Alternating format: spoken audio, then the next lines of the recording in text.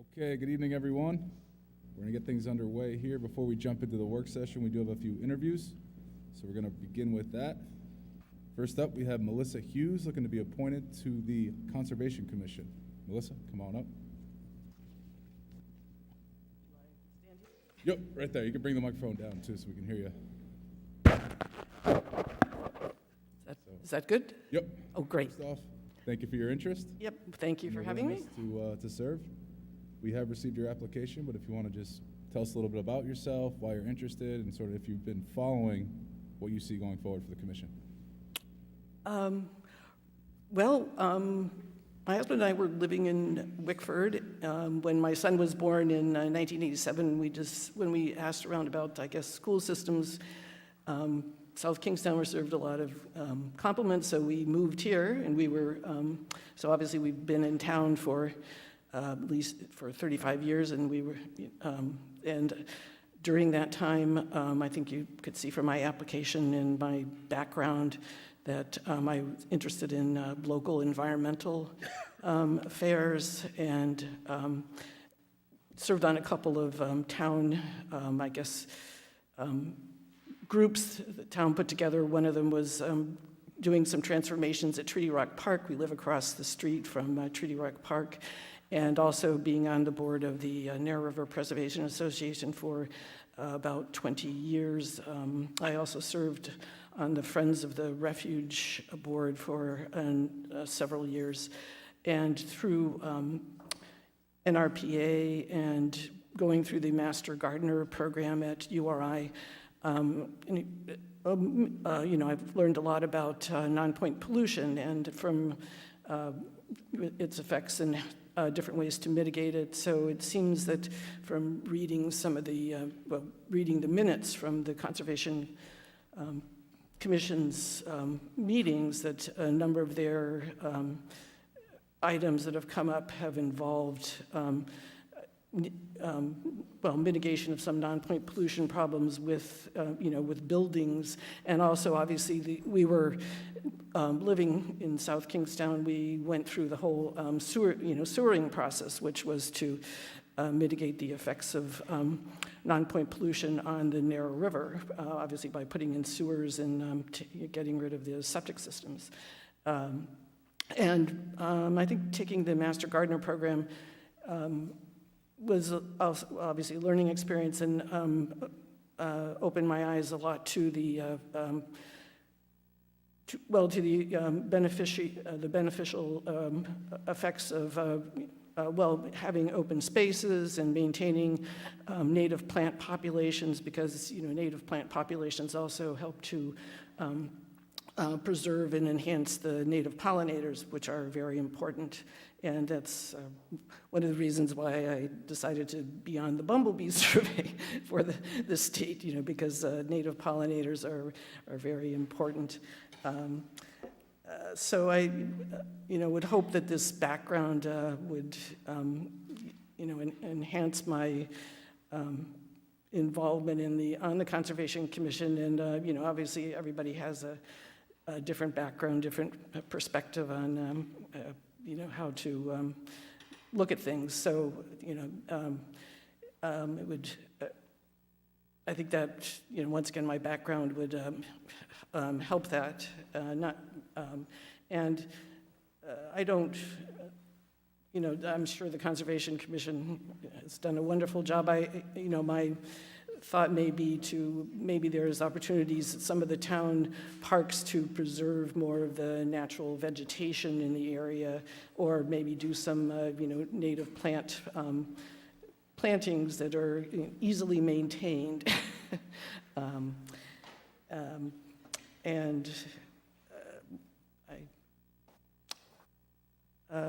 I think that's about it. That's my background and I guess potential vision of the future. Obviously, is stated on the South Kingstown website, that South Kingstown has a lot of preserved lands, which my family and I do a lot of hiking, so it's great to go there and observe the wildflowers, besides enjoying the outdoors. Excellent. Thank you, Melissa. Any questions from members that we have here? Go ahead, Deb. Yes.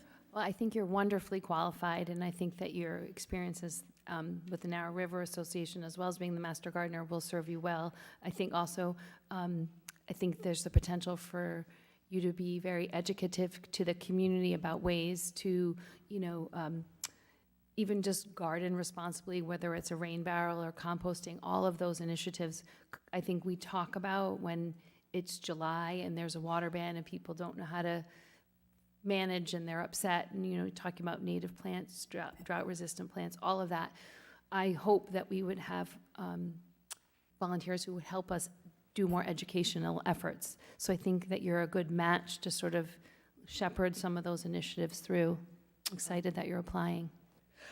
That's part of the, well, actually, I guess I did do some educational activities with the Narrow River Preservation Association. Also, that's a, I guess you would say a core component of the Master Gardener program is not only learning the, science and, but also then, well, science and about whatever you're interested in. And of course, I've, not surprisingly, been very interested in native plants, and so passing that type of information, or as you're saying, good gardening practices, onto the public is a core of that program, and I have done some of that with the Master Gardener program. Thank you.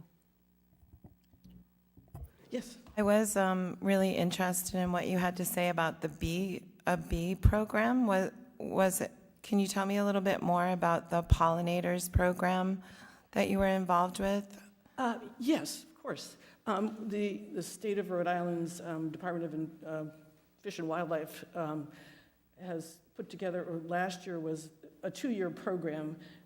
Last year was the first year to conduct get some base data from like quadrants around the state. So I don't think there were too many volunteers, maybe about 15, but we each did a 10,000, or chose a 10,000 square meter plot to survey. So we had to do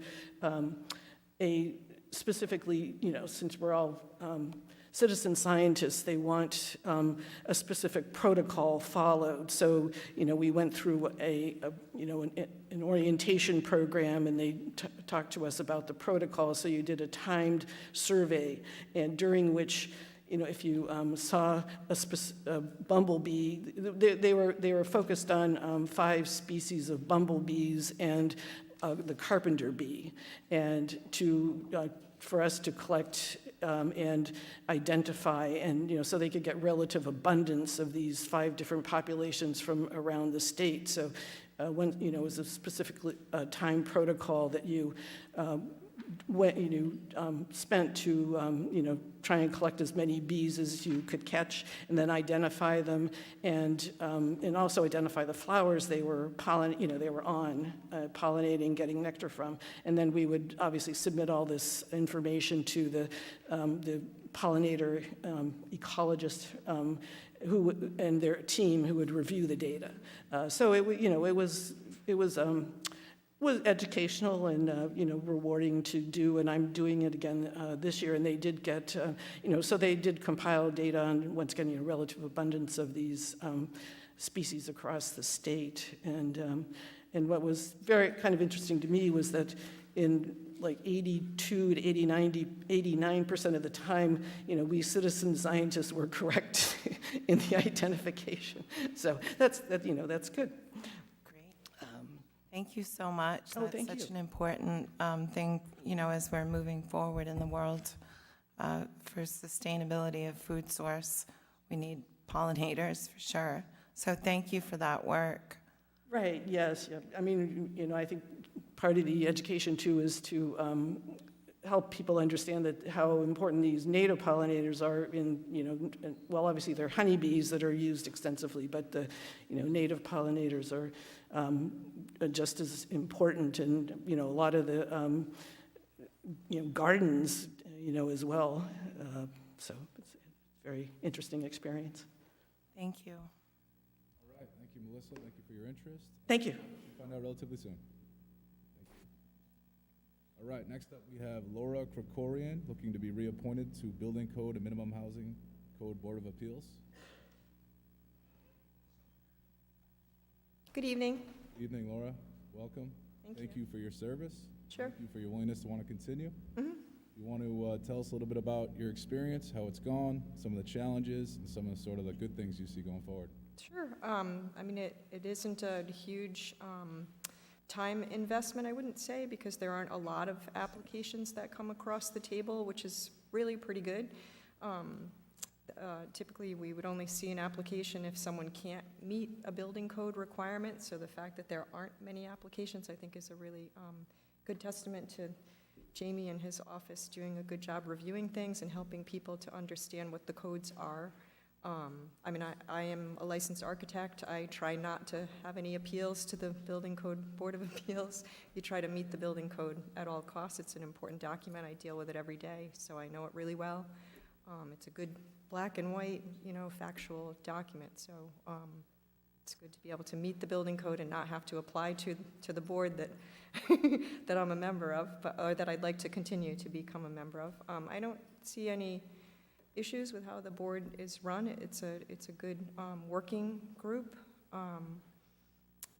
I feel like we're all very approachable people at the meetings so that we can work with whoever's applying and even in some cases try to help them meet the code requirements so they can take their application away and not even have to apply. So there at least was one application that way where we were able to make some suggestions and they were able to meet the building code in that case and not need the relief. So sometimes that does happen.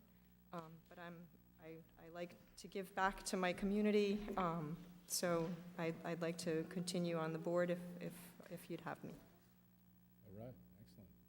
Any questions for Laura? All right. Thank you. Thank you for your service. You should find out relatively shortly. Thank you. Thank you. All right, last we have Thomas Routliff, looking to be reappointed to the Economic Development Committee. Good evening. Good evening. Tom, welcome. Thank you for your service. Some of us know you up here, but if you want to tell us what's going on at the EDC, what are some of the good things happening, what are some of the challenges, and the floor is yours. Sure. Maybe in my tenure there, about 5 years, I think the most important thing I've seen and that I participated in was a survey of property owners, business owners on the Old Tower Hill Road. And out of that came their compelling desire to increase density, specifically to allow multi-use. And I know we've talked about that in various forms before, but that was about 4 years ago, and so the wheels have ground kind of slowly. We're still working and advocating along those lines. I think that was important. And we're also considering potential suggestions or recommendations for use of some of the properties that might be idled in the coming months and year. And there's some other things that have been discussed that probably are still too early to mention here. Is that? Yep, that's good. Yeah. Any questions for Tom? No, I just wanted to just support your desire for housing. I was reading something today, and Rhode Island needs 24,000 units to really catch up and meet the need. So I do think mixed use on Old Tower Hill Road, increasing the density, that's the right place to put it. People can walk if they don't have reliable transportation, or they can walk to a job. So I know I've been trying to move that along. We're doing the best we can, and hopefully with your board and us working together, we can inch that forward. Absolutely. And it would be strongly supported by business owners, property owners along there. I agree. Yeah. I agree. All right, thank you, Tom. So, go ahead, Mike. Just a quick suggestion. We are going to have a meeting in the near future with planning, and I believe your commission as well. If you've got any suggestions about what the council can do to support you, let us know that.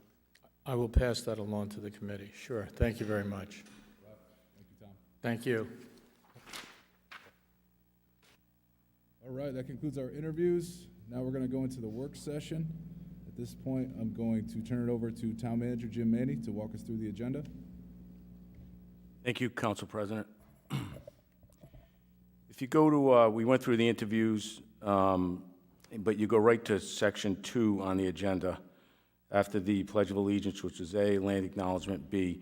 On C, there's something that will be just specialized for tonight. So the police chief is here, and he'll introduce 3 members of the police department, South Kingston Police Department, that are, 2 got recently promoted, 1 got reassigned, which is considered a promotion. And it's, he'd like to just recognize them to the council and all the people that are watching. It means a lot when our officers, which work so hard, get recognized for what they've accomplished, and this is a very big deal for them, and they're on the hallway here tonight. That'll just take a few minutes. You'll notice tonight that this agenda is something we had talked about at the last, about a month ago, and we're trying it, and we'll probably tweak it a little with some input from you, the town council, just to make sure that everything is the way you like it and that it's flowing, because the purpose of this is to just make the meeting flow as efficiently as possible, so we can get as much input as possible, and that's what the goal of this agenda is. So you'll see after the approval of minutes, that's where the change occurs. Number 5, the consent agenda. So everything that is consent agenda that previously would have been separated in each individual section on this agenda, town council agenda, now we put under one, and it's entitled consent agenda, and everything there is a consent agenda item, no matter where it would fall, anywhere on the agenda prior to that. So it's all together. So you can look at it very quickly and see exactly what you need to, if you want anything pulled, you could, and then it would be added to new business at the end, the last one on new business, if there's something on there that you want to discuss further. The one thing I'd like you to look at on this new agenda is take a look at the consent agenda as we're going through it to see if you would, the only other thing I could think of that we could add that might make it a little more efficient is we title, for example, all the licenses, you'd say licenses, then it would say, all the consent agenda items would be underneath it. If it was Public Works, everything would be Public Works, everything underneath it, So, but take a look at this and see if at the end I'll get some feedback from you if you'd like to entitle this a little more, break it down even more than the way it is.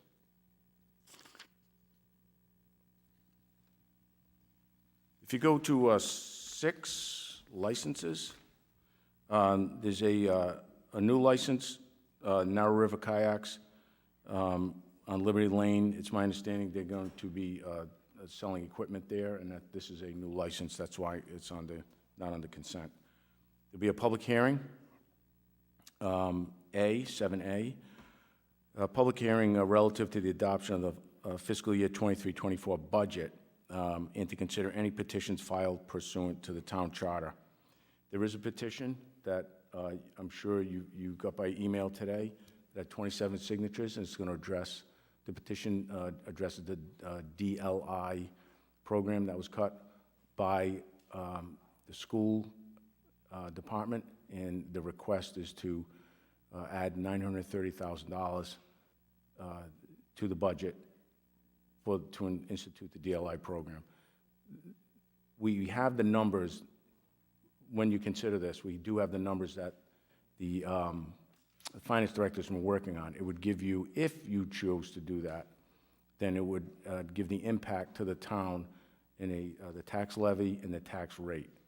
And to cut right to the chase, if the $930,000 was, the town council so chose to put it into the budget, it'd be about a 14-cent raise in the tax rate and per thousand, and it would be the tax levy would go from 1.63 to 2.92%. But also we have, once again, it gets in much more detail on that, and the finance director's here to go over that as we go over the budget tonight for you to finally vote on. Under 8, new business. This is Director Bourbonnais here. It's to talk about the power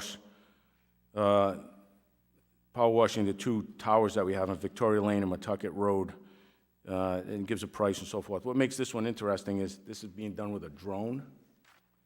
So that's never been done before, and so usually they have to put up cranes and towers and all that stuff. But so that Director Bourbonnais is here to answer any questions you might have.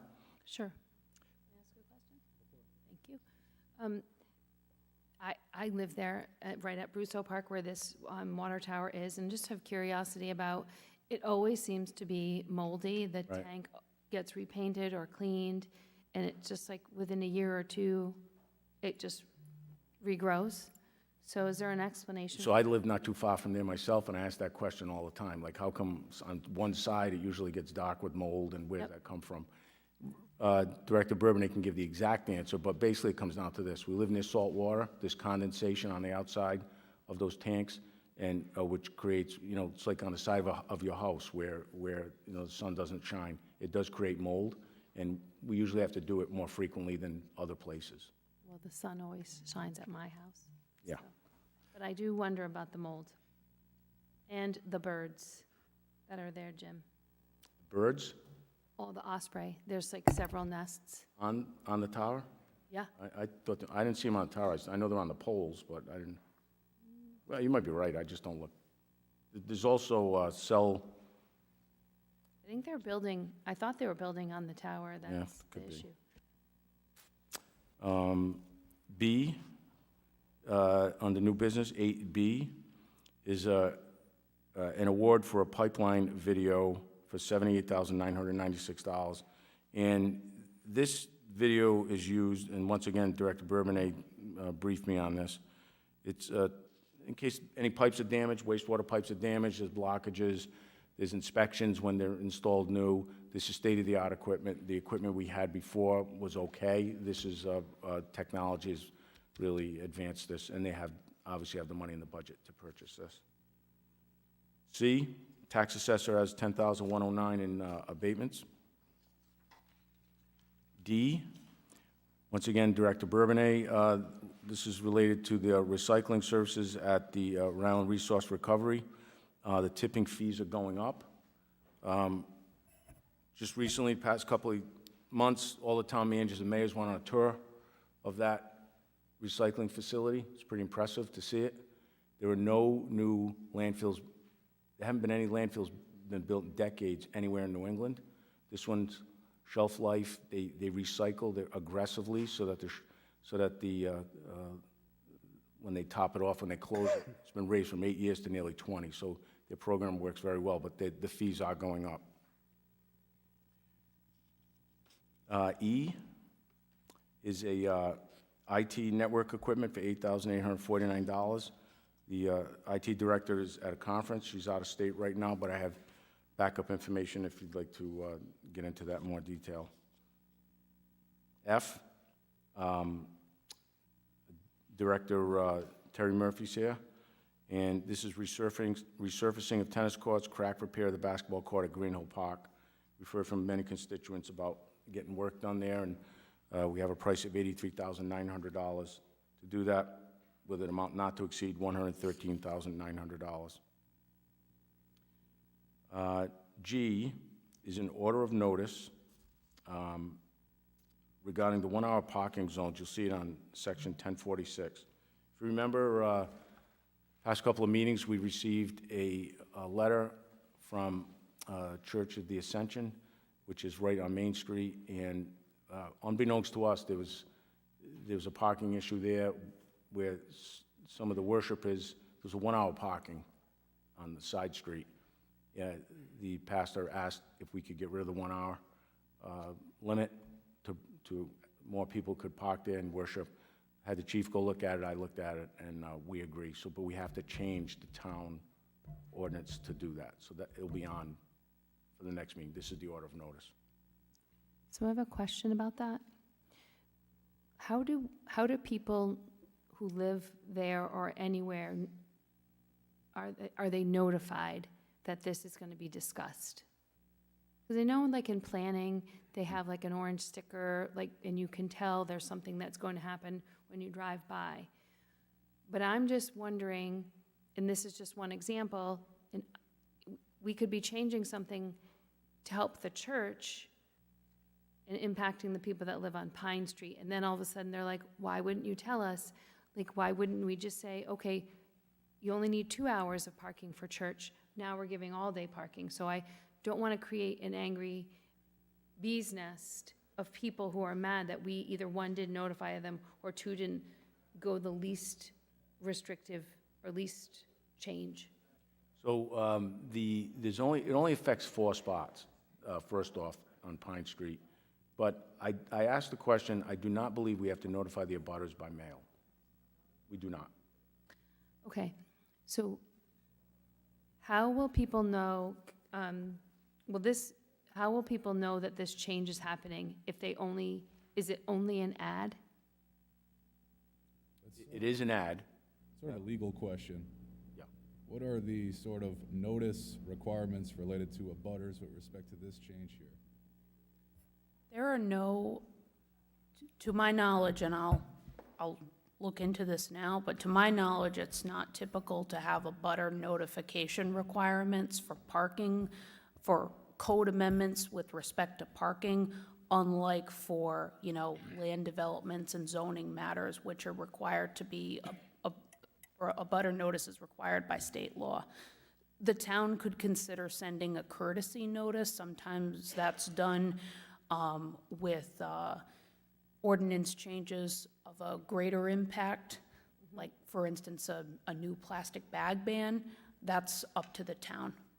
I just was curious because I remember in the last council, we did some expanded parking down at the beach, and I didn't know how we notified people for that. But I do think it's worth the effort, whether we put something on the website. I know, just to inform that, because there are homes who don't expect people to park there all day, and all of a sudden we've changed it, and then they're going to be coming forward and saying, you did all of that and you didn't bother to tell me. And if it were me and my street, and it's only 4 people, it seems like a very light lift, or to think to put it on the webpage so that people see the news flash. It's doing more than what we're obligated to do, because that's the right thing to do for the people that live on that street. Because really, we could solve the problem with 2-hour parking, and we're taking it all away, and they're going to park all the time. So, something to think about.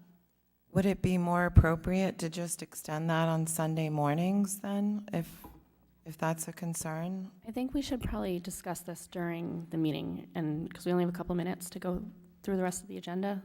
Sure. So let's. The only thing this is on for is notice for public hearing. Correct. So we're not making a decision tonight anyway. Right, but it's about notice to the community. That was my original question. Okay.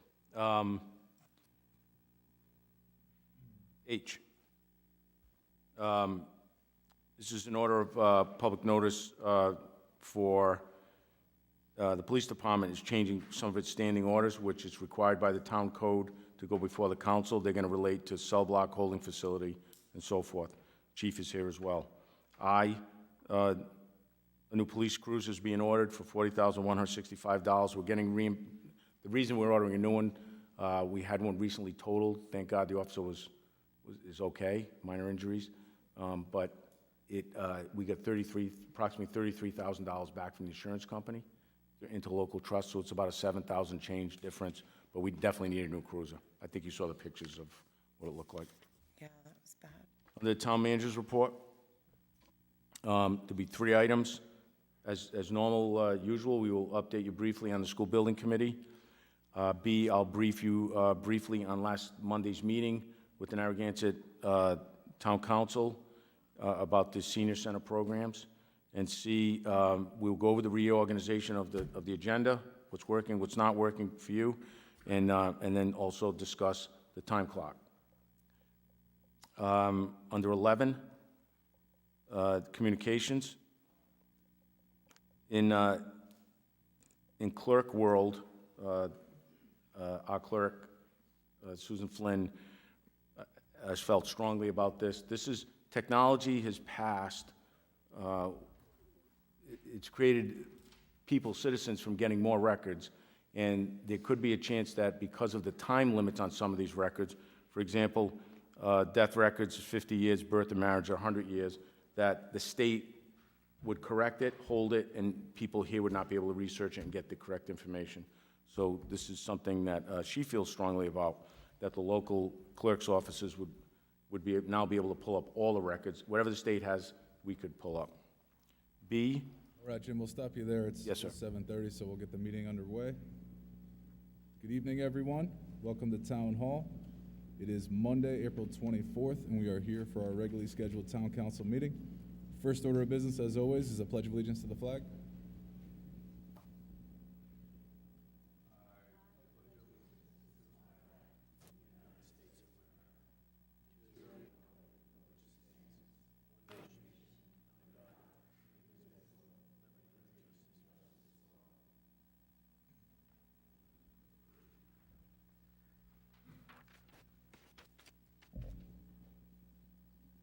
All right, next on the agenda is the land acknowledgement statement, which I will read.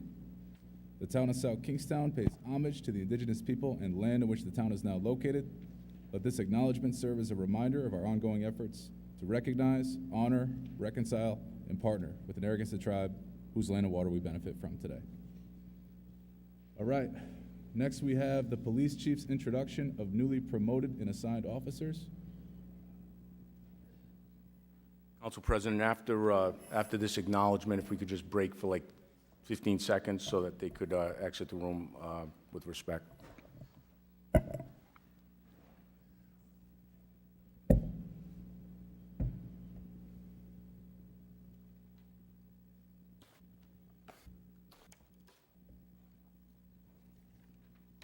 Good evening.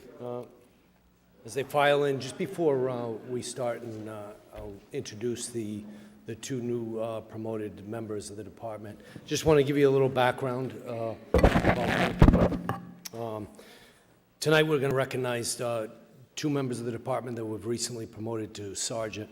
The first is Sergeant Joseph Ionelli. He's a 16-year veteran of the police department. For the past 7 years, he's been assigned to the DEA statewide task force for the Drug Enforcement Administration. Done a phenomenal job there. We're very excited to have him back in the department, and he's now been assigned back to the Patrol Bureau, and he'll supervise one of the squads. He's got his bachelor's degree in justice studies, and just a real leader in the department. So we're excited to have him back. Our second promotion is Sergeant Thomas Bouffard. He's a 7-year veteran of the police department. His last assignment, he was assigned to our detective bureau. He was our evidence custodian, which is a very important position within the police department. His attention to detail is he really should be commended for, and really sets him up very well for this position. Both of these promotions, they finished 1 and 2 on our recent promotional process, which, as you know, we came before you and revamped that system, put a lot of emphasis on peer evaluation. So these were members that finished 1 and 2 and were really recognized by their peers as well as the command staff for the job well done, the good job that they do. So I'm going to ask them to come up, and we're going to swear them in and have them take the oath of sergeant for the department. So Sergeant Ionelli and Sergeant Bouffard.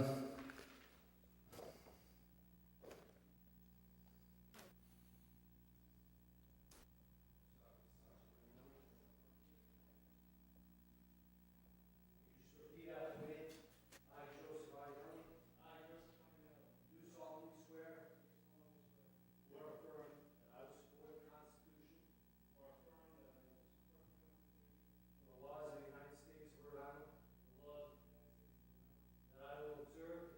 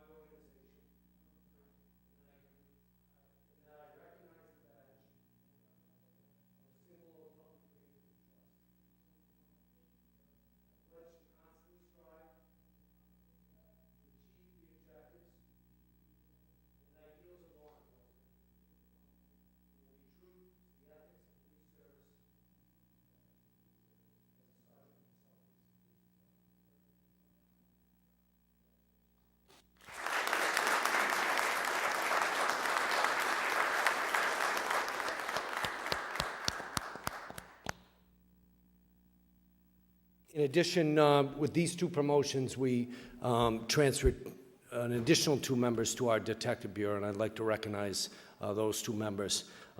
First is Detective Jeffrey Seguru. He couldn't be with us tonight. He had another family obligation, but Jeff is a 10-year veteran of the department.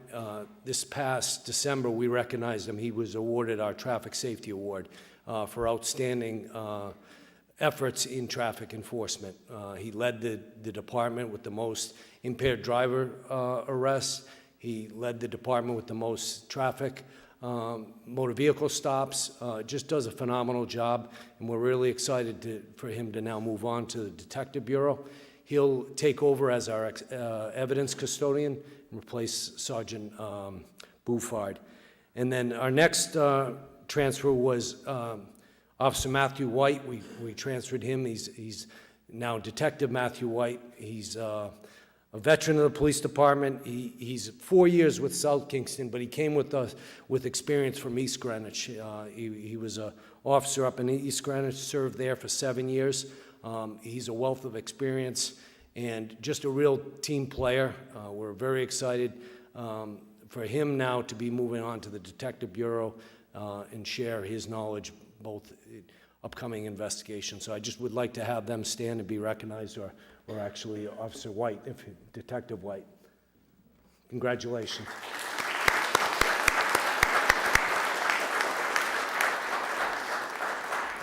Thank you, that's all. And as I said, you can look at the support by their officers. These officers who came tonight aren't working. We're still staffing the street in South Kingston. So this is a credit to the sergeants that are being promoted tonight, as well as the other officers of the pride in the department. So it's great to see that. So if we can just excuse them for a minute, so we interrupt the meeting. Thank you. Thank you, Chief. Congratulations to the officers, and thank you all for coming.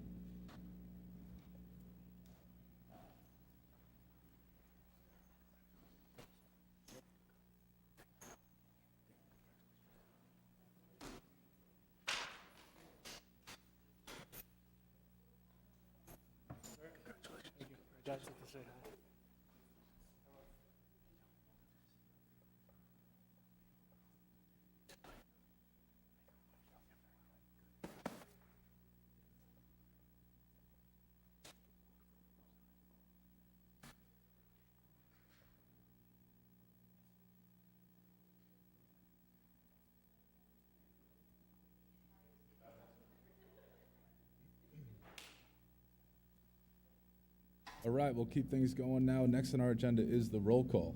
If you would, Susan. Council President McEntee, Here?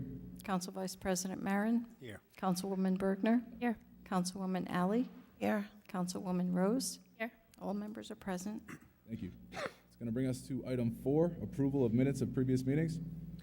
So I just, item 4B, I haven't had a chance to fully review those minutes. I've just asked that we just table approving the work session and regular session minutes from March 27th until the next meeting.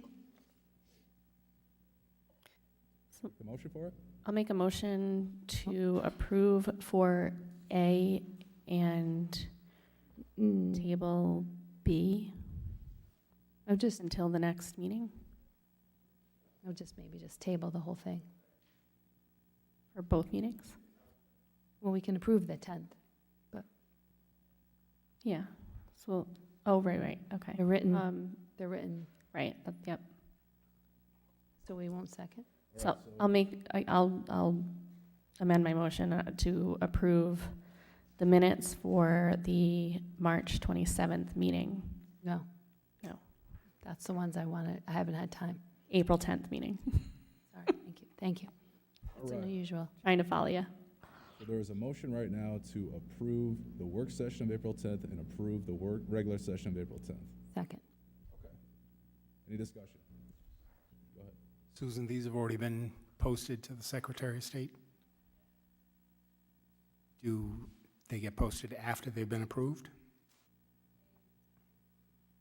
The minutes get posted after they have been approved, but minutes need to be posted within 35 days of the meeting. So if you do not approve the March 27th minutes, I will have to post them as a draft in order to meet the requirements. It's fine. Thank you. You're welcome. All right, any further discussion? All in favor? Aye. Anyone opposed? Nay. All right, that passes. All right, do I hear a motion with respect to the March 27 minutes?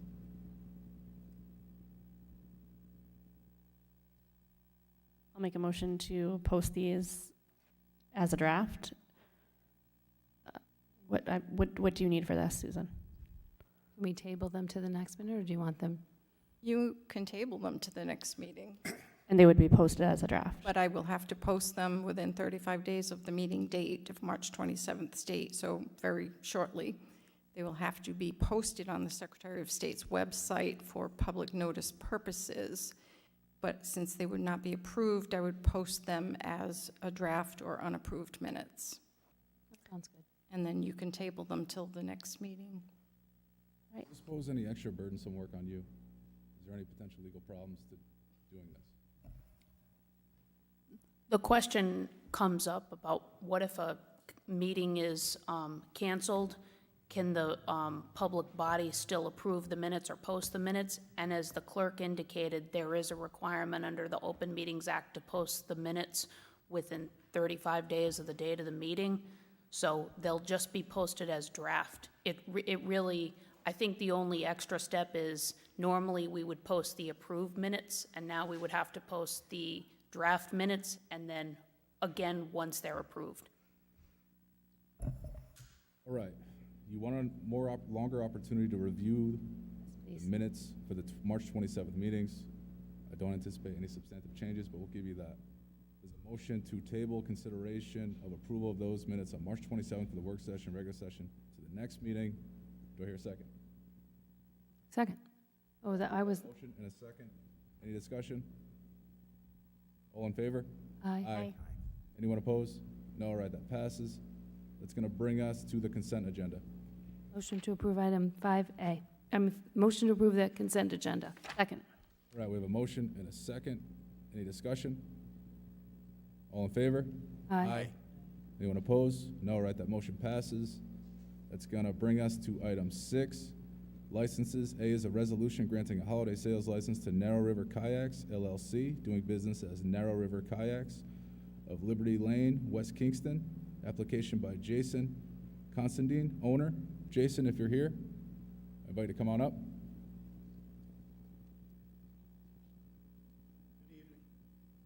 Welcome. How are you? Good. So if you sort of want to tell us what this is all about, go ahead.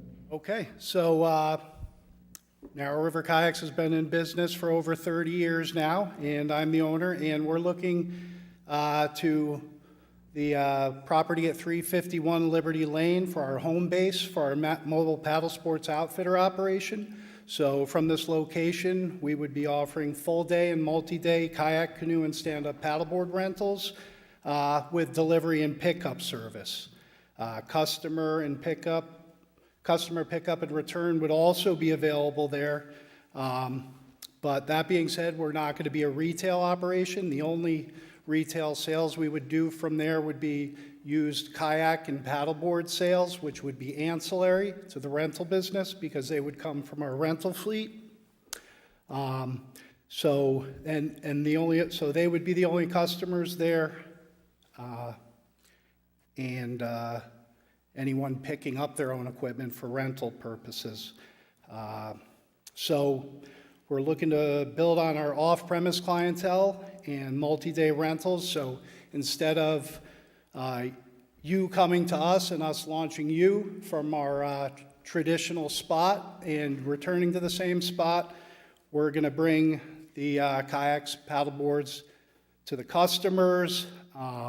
It could be at a private residence, a vacation rental, public launch, waterfront neighborhood association, campgrounds. We'd be providing paddle sport equipment for group outings, such as companies, scouts, churches, camps, school groups, special events, and fundraisers for nonprofits, For example, we provide kayaks and paddleboards and canoes for the annual Mist to the Muse race to benefit the Wounded Warriors Project, the Petaquamskit Paddle, which we've hosted for 16 years to benefit Narrow River Preservation Association, the Waterman Eco Challenge for the Janice Causey Memorial Scholarship Fund, and the Save the Bay Swim, which requires a kayaker for each swimmer. So that's it in a nutshell. But we'll provide basic paddle and safety instruction with all the rentals, and add-ons and upgrades are available, such as lessons, tours, or guide service. Carts to wheel the kayaks and paddleboards closer to the water if you're not right on the water. Vests for your dog even, like deluxe equipment such as lightweight paddles, dry bags, etc. We would, since we're not at a waterfront location with direct access to the water, we would operate by appointment. Reservations would be made online through our booking system there. Beginning in mid-May, people, if everything is approved, people could begin booking, and we would plan to run from mid-May through mid-October, 7 days a week, weather permitting. Starting small, looking to build, focus on convenience, clean, high-quality equipment from leading manufacturers in the industry, top-notch customer service that we've always provided. We're fully licensed and insured, and a outfitter livery and guide from the American Canoe Association. So with your consent, I'd be honored to run my business from that location and appreciate the opportunity. And if you have any questions, I'm here. All right, thank you, Jason. Any questions for Jason? I'm just really happy that you found a place to operate out of, and I think it's a really interesting model, and I think the more we can promote it, people will like that. The kayaks, the worst part is you can't bring them to where you are, so I think when you're delivering them, it's going to be great. Appreciate your commercial for yourself, and hopefully people will figure out where you are and book. Thank you. Any other questions? All right, do I hear a motion on this? Motion to approve 6A. All right, we have a motion and a second. Any discussion? All in favor? Aye. Anyone opposed? No, that passes. Good luck. Thank you. Look forward to Luck. trying to service. All right, that's going to move us to item 7, a public hearing. A is a public hearing relative to adoption of the Town Council's final fiscal year 23-24 budget, as shown on Exhibit 1 attached here 2, and to consider any petitions filed pursuant to Section 4.222 of the Town Charter entitled Budget Petitions to the Council seeking to amend the Town Council's preliminary fiscal year 23-24 budget adopted on March 20, 2023. And at this point, we have a presentation. So I'm going to kick it over to Jim Manny for a brief introduction before we hear from our Finance Director. Thank you, Council President. I sat with our Director of Finance, Brian Sylvia, today, and he briefed me on it.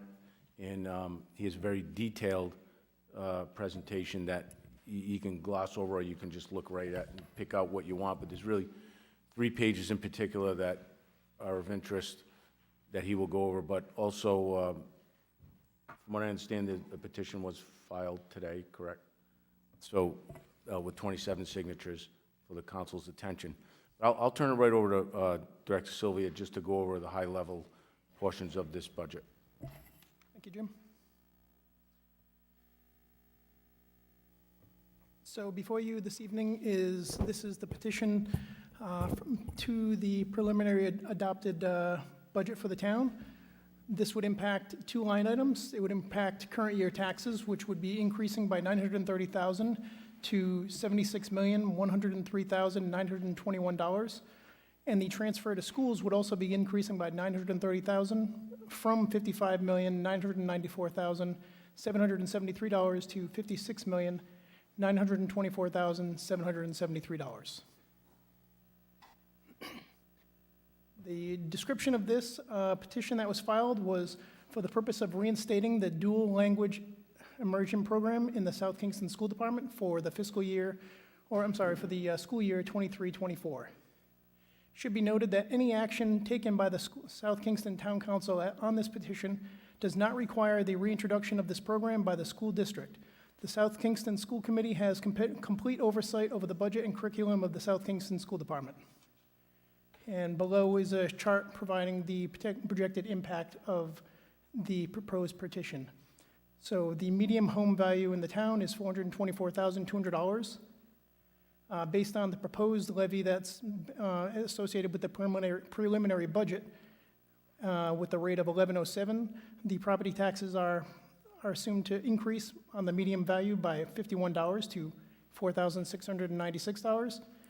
And the petition proposal would increase the taxes, assumed taxes on this median value to $4,755.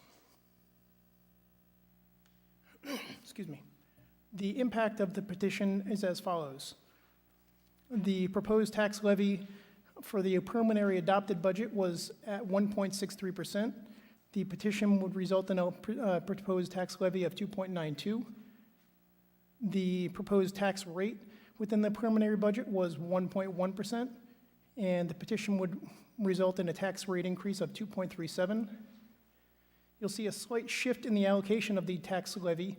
In the preliminary adopted budget, the town side accounts for 24.65%. Based on the petition, that would be reduced to 24.35%, and the school department allocation on the levy would go from 75.35% to 75.65%. And the all funds budgeted, which was previously increasing by 2.41%, in the preliminary budget would be increasing by 3.32%. This is an analysis on the tax levy. On either scenario, either the preliminary adopted or the petition that's in front of the council, the assumed total assessment for the town is $6,897,654,550. The levy the levy to support the preliminary adopted budget, again, would be a levy increase of 1.63% and would result in budgetary revenue of $75,175,341. And that is at a collection rate of 98.71%. The levy and associated revenue associated with the petition proposal would result in a levy increase of 2.92%, revenue associated with the tax levy of $76,105,341, and have a collection rate of 98.68%. The next two pages look very similar. One is based on the town council preliminary adopted budget, the next being the petition. Items are highlighted, which were already mentioned previously, but within this slide, you'll see the allocation for the town at 24.65%, whereas the school is 75.35%.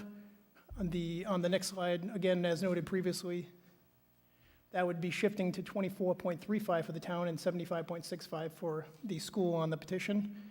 And again, as one other item of note within these, with regards to the tax rate, on the 1107 or preliminary adopted, the town accounts for 2.73% of the rate, and the schools would account for $8.34.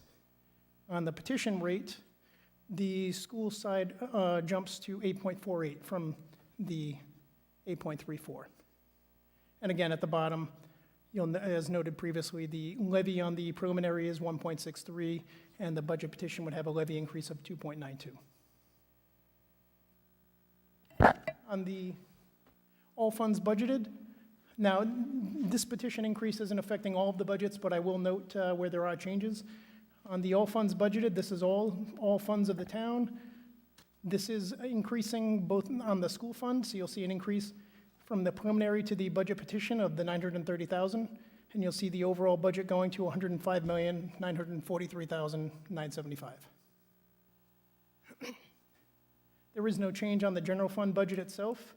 That remains constant at $30,824,918, revenue and expense.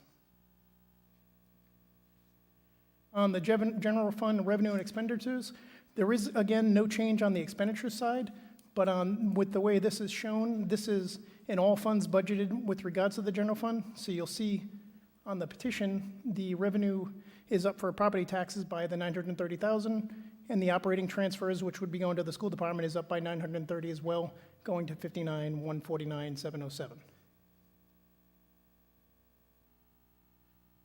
The next slide, the school department. I noted on this slide, because again, it would require action by the school committee to allocate these funds if approved. So I added in the budget petition just at the bottom to bring the total to 63,565, 680. It would be up to the school department, if approved tonight, to allocate those funds. On the bottom, you'll see the property taxes increasing on the budget petition side by the 930, and the overall increase to 63,565,680. There aren't any changes on the balance of the special revenue funds, but the Peacedale office building has a proposed budget of $106,633. Senior services has a budget proposed of $729,841. The Neighborhood Guild has a proposed budget of $873,160. The Community Rec Center has a proposed budget of $709,213. Debt service is proposed at $1,915,386. The Water Enterprise Fund is proposed at $1,263,651. Wastewater is proposed at $5,668,231. And finally, solid waste is proposed at $887,262. And finally, as noted previously, the unassigned fund balance that's proposed within this budget to support this budget is $1,043,608. And the next action potential for this budget would be the deadline for the submission of a petition for a budget referendum, which will be May 12th. All right, thank you, Brian. Any questions from council members for Brian at this time? If I understand your presentation, adding in the funds proposed in the petition would bring us just under 3% increase in the overall tax levy. That's correct, 2.92%. And we have a state cap of 4%. That's correct. And I know that I assume you haven't had time to calculate this, but we also went through a series of projections if the voters approve the bond issue in November for a new high school. Mm-hmm. Would that bring us over the 4%, if you can answer the question yet? That wouldn't at this time, that we wouldn't have any expenses associated with the bond for several years. Right. Assuming that what the petitioners are looking for essentially is a permanent reintroduction of this program. Absolutely, it would be any funds you give to the school department would impact the maintenance of effort, and it would be a year-over-year, absolutely. Thank you. Mm-hmm. Any other questions for Brian? All right, this is a public hearing. I just want to point something out before people come up to chat, that I want to make sure that everyone knows that if these funds are approved, the school committee could do whatever they want with it. We don't have the authority to tell them, here is $900,000, you must use it for DLI program. They could buy pencils. They could add SEL programs. They could do, we would literally be writing them a blank check for almost $1 million. We cannot tell them how to spend it. I just want to make sure, I appreciate everybody coming here and fighting for this program. I just want to make sure everyone's very clear on that before they come up to speak. We cannot tell them how to spend the money. Rory? Thank you, Jess. Deb, go ahead. Yep. So I recognize a lot of the people who came in, and I recognize a lot of the signatures on the petition. Last June, you were unfairly treated by the school committee. You were promised in the budget hearings that DLI was safe at this time, and then in June, they reworked their program. And that was very upsetting. We spent a lot of time with you, hearing your concerns, and knowing that we couldn't make them rework the program. So it's confusing. I admire advocacy more than anything. It's in my blood as well. And so it's hard when I know the program was a great program and it wasn't about a budget cut.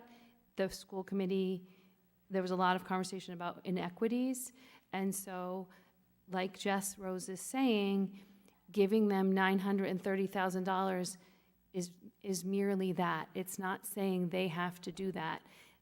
Likewise, if this goes forward in any way, they've already closed the door. Those teachers have left the district. It's a whole lot of work to bring this back because they've really dismantled it. So it's challenging for me to think about even logistically how it could even work. So we can't make them spend the money the way you want the program to be in the bottom line. But I never would stop anybody for advocating passionately for something they absolutely believe in.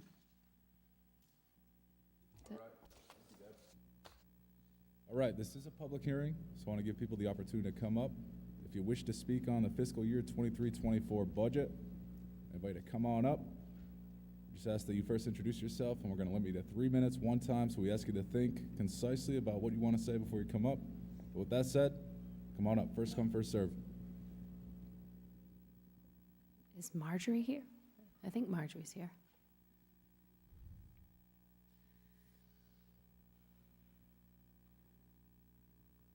Good evening. Marjorie Perkins, Kingston. I had a 7-minute speech here prepared, but I think I'll discard that right now. I don't really understand how the budget completely works. Susan Flynn knows that.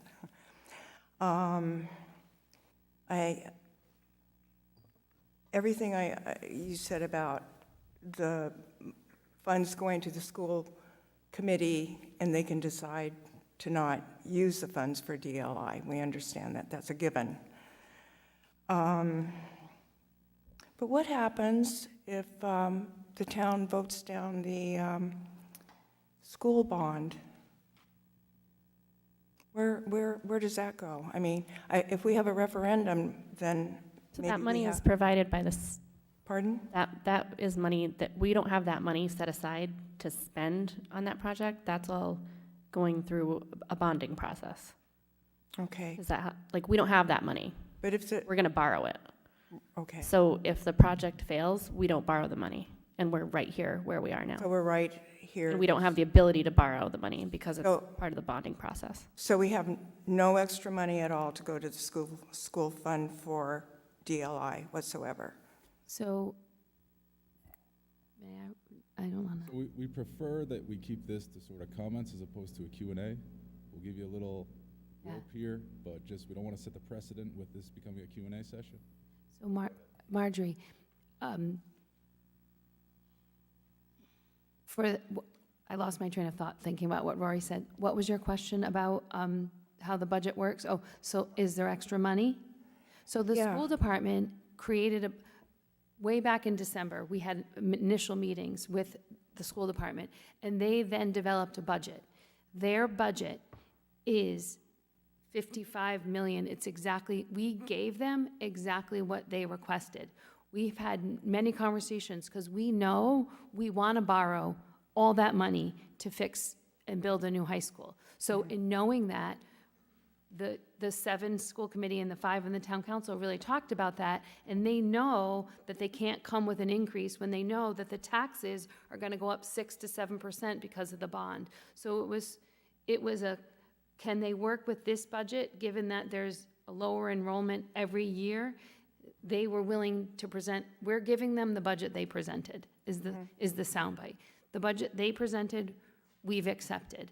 You now want to add $1 million onto that 9 change, but they don't have an intended use for it. They didn't cut something to, do you see what I'm saying? They're spending all the money we're giving them. They may have extra from, in their reserve fund from other things, but they also have other challenges. You know, I'm not in the school committee, but they are negotiating 3 union contracts right now. There's a lot in play. So I hear you about the program 110%. I always have. I know you do. I know you do. And I know that Councilman Marin voted for the program. And you all were supportive and sent the letter to the school committee requesting that they reconsider or have an emergency meeting, and that didn't happen. They were very resistant to keeping DLI, and they rejected their own consultant's analysis I know. that it was level funded, there would be no extra cost, no extra increase, no extra impact on the budget. And I don't understand when over 50% of the world's population is bilingual and 20% are trilingual, and we have a 20% bilingual rate in the United States. We're behind. No. You know, we're behind the world's population, and we need to give our children that opportunity to move forward, to compete. And it gave them so much confidence, and they were so enthusiastic about the program. And, you know, it was a tsunami of grief for these kids coming out of the pandemic, isolation, and this was their therapy. They were excited about learning at a young age. And so I don't understand the mindset. And I think bottom line, budgets are always looked at to determine, you know, kind of where our moral compass should go. And here we are. And we've been fighting with RIDE. We've had an appeal going for 7 months now, and there's been delay after delay after delay.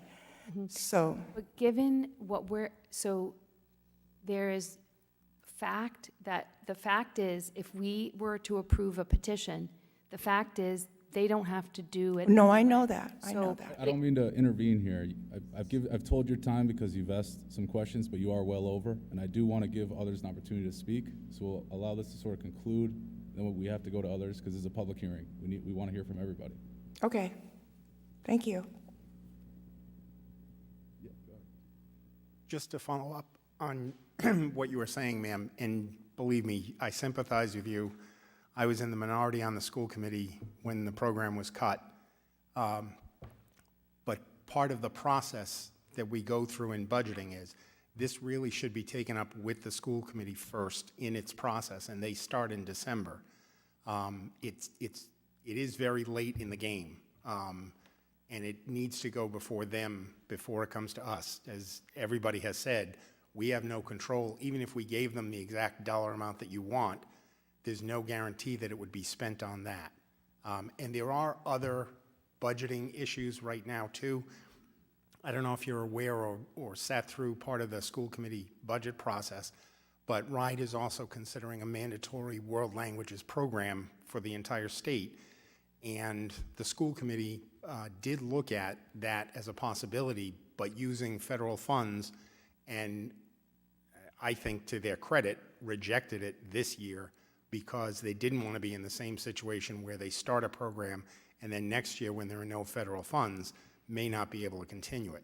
So there are a lot of things that are in play, but governmentally, the place to start is their budget process. But thank you. Thank you. All right, anyone else wish to speak on the budget? I invite you to come on up.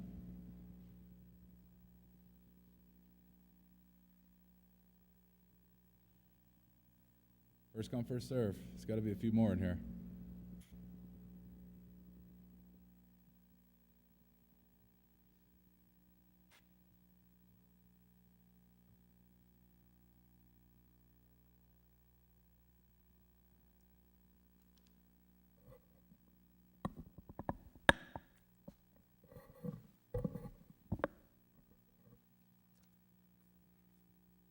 Good evening, it's Doral Beasley.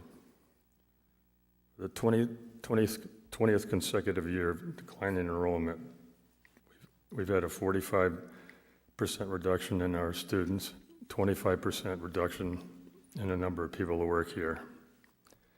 Combine that with the school district's hiring practices of hiring experienced teachers over younger candidates, where today we have 7 out of every 8 of our teachers is at step 10, the top step in the salary scale. Now apply the changes to the state's pension system that move the age at which a teacher could retire to the right, necessitating adding years of service. We now have disgruntled school district employees. Last year, we had a 22.3% chronic absenteeism rate in South Kingstown. That was the third highest in the state of Rhode Island. With our 240 teachers, that works out to about 960 lost work teaching days. 960 days in whatever school it was in, there was not a teacher in the front of the room. There was a substitute. Now, if someone's making $98,000 a year plus benefits for 182 days of work, you would think, but they decide not to come into work for 18 days that's the 10% threshold for chronic. Who are they hurting? They're hurting the students. They're supposed to be there. They're supposed to be in the classrooms teaching those students. Now, it didn't happen in Barrington. Barrington's percentage was 2.6%. Exeter West Greenwich was 1.8%. The top 50 school districts in Massachusetts last year, their average was 2%. But when I bring these facts up to you, you never say anything about it. You accept it or make excuses for it. Now,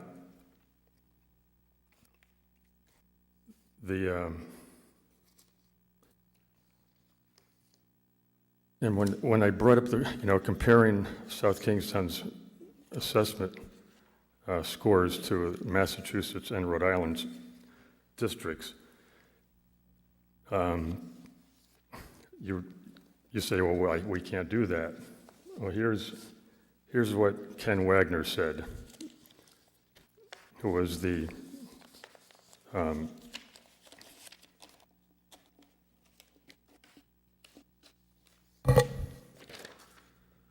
was a commissioner of education when we changed from the Park exams to the RICAS exams in 2018. And this is right on the RIDE website. Through RICAS, we now have a true apples-to-apples comparison of how we perform compared to Massachusetts, the gold standard for education in America and beyond. This partnership provides a meaningful information for families, educators, and the public, giving us a clear and common sense path forward to improve teaching and learning in Rhode Island schools. And as part of that, they had a slide presentation. World, and what, before we continue on, one of the past the 3, just want to ask you politely to conclude here. Yep.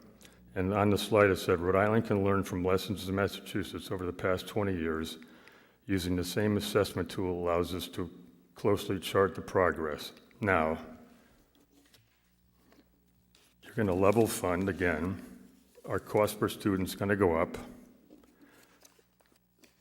You don't ask the tough questions of the school committee. You don't say, we're giving you this money, but what are you doing with it? It's just every year, over and over and over again. All right. Anyone else in the audience wish to come up and speak on the budget? I'd like to come up now.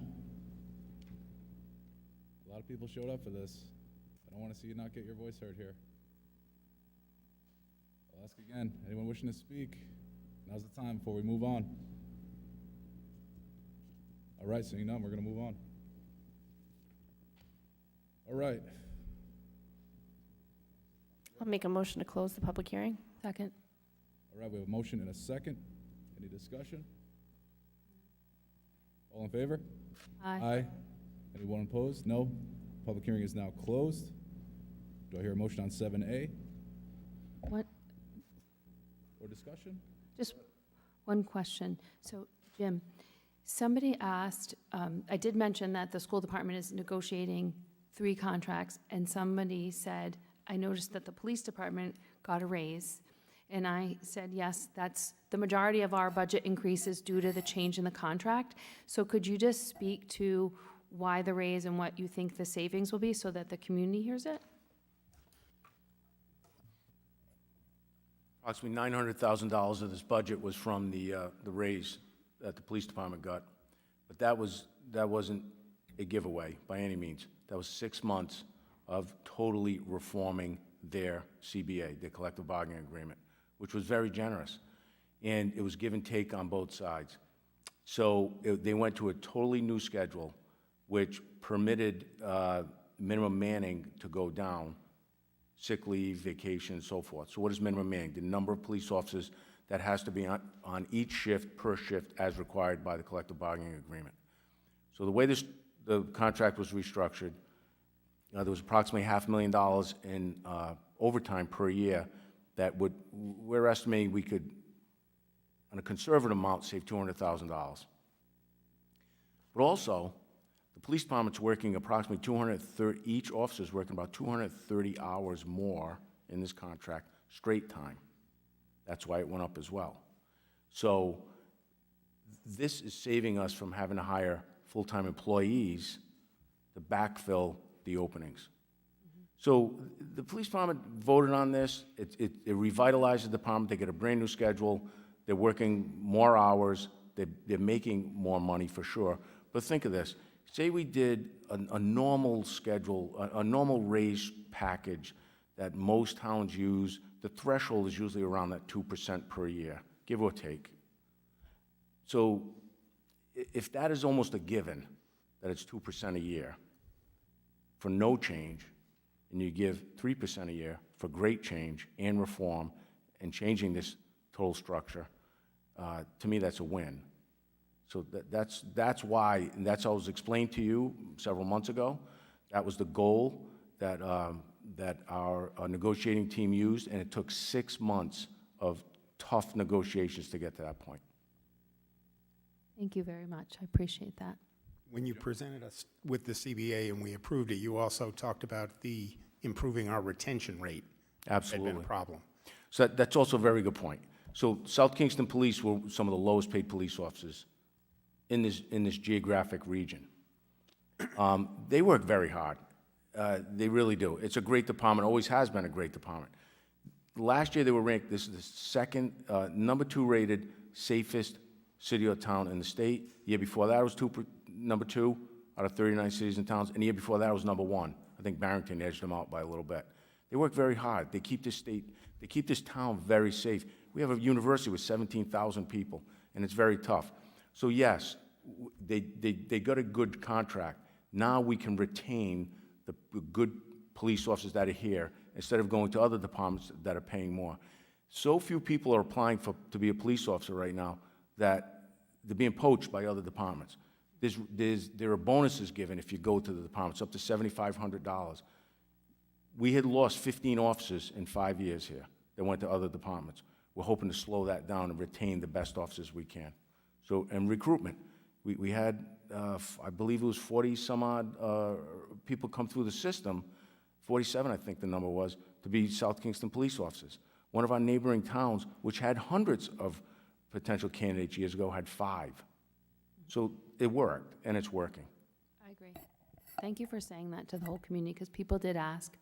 That the large increase on the municipal side is really due to a contract change, but it's a win for the police officers, and it's a win for the community in terms of staffing. And I believe it's a long-term fix for a short-term problem. Yep, I agree. All right, Thank you. Jim. Any other thoughts, questions, concerns, discussion? Just a question for Amy. Do we need to deal separately with the petition? Yes, you do. All right, so how would we take that up, Amy? You should first vote on the petition alone. Okay. All right, we'll first consider the petition. Yep. I'll state a few thoughts for the record on this. I'll just say I appreciate the advocacy. I remember seeing a lot of you about a year ago when this issue sort of first came to rise. I understand it's difficult, and I understand the timing here to try to increase the budget to the property tax transfer to give the schools a little more funds. Unfortunately, I think, as other council members have said, we cannot compel the school committee as to how to spend the money that we give them. Theoretically, they can give us a plan, X, Y, Z, we give them the money and they do something else. So I think the real battle sort of begins there as to influencing them to maintain or put back in place the program that you wish to be back in place. I'm not inclined to support this petition, although I do appreciate the advocacy. I think it is good-hearted, and I think it is good for the students. But again, we are not the body that dictates how the spending occurs and what programs are funded. But yeah, I think this budget is lean. I think it's important to consider this with the fact that we have the school bond upcoming. I think we need to consider that people are watching how spending is happening and what to foresee as we go forward, especially when it comes to incurring debt service related to a big facility project. And right now it's important to be lean in anticipation of that to give us the best chances to pass that bond, because it's imperative we get a new high school, and I hate to see anything get in the way of that. So I will not be supporting the petition tonight, but that's in light of keeping a lean budget to get us toward a path to get the new high school bond referendum passed. So that's where I am with that. I'll reluctantly make the motion to reject the petition. As I said, I sympathize with the effort, but the place that you have to start with is the school committee. And there has been changes in this seating on the school committee. You may be able to go back to them and talk about recreating the program. I'll second that, and you're right, Mike. They need. It's sad that it has come to this. I agree. I agree that it needs to go back to the school committee. I think one of the frustrations the community has is the way to communicate with the school committee is very challenging. There's not that opportunity to bring things up. You can only speak, and then there's no back and forth. You email, you get an answer from one person, the community doesn't see your email. They need to work on a better way to communicate with the community who's invested in the education of the children. And I think that's very clear always to me, how caring parents are and families are for the education of their children. So I do think that the petition is the right message to give the school committee, but I can't support it because they literally, like Jess said, could buy pencils or whatever, and you wouldn't get what you wanted and what's right. So I'm not inclined to vote for it either. I feel the same way as my colleagues up here. I was not on the town council or the school committee that made the decision, and certainly does sound like a wonderful program. I would, love to see it, back in our school system, but as the others have said, that's not really something, unfortunately, that we can do. So with that in mind, I also am not able to support the petition. All right. Any further discussion? All right, we have a motion to reject the petition. We have a second. All in favor? Aye. Anyone opposed? No. That motion passes. Motion to approve the budget under 7A. Second. We have a motion and a second. Any discussion? All in favor? Aye. Anyone opposed? No, the budget passes. All right, it's going to move on now to number 8, new business. A is a resolution authorizing an award of bid to Plumco Group LLC of Arlington Street, East Providence for exterior power washing for the Victoria Lane and Montucket Road water tanks in an amount not to exceed $30,000, including a $5,000 contingency. and as further described in a memorandum from the Public Services Director to the Town Manager dated April 11, 2023. Rich Bourbonnais, come on up.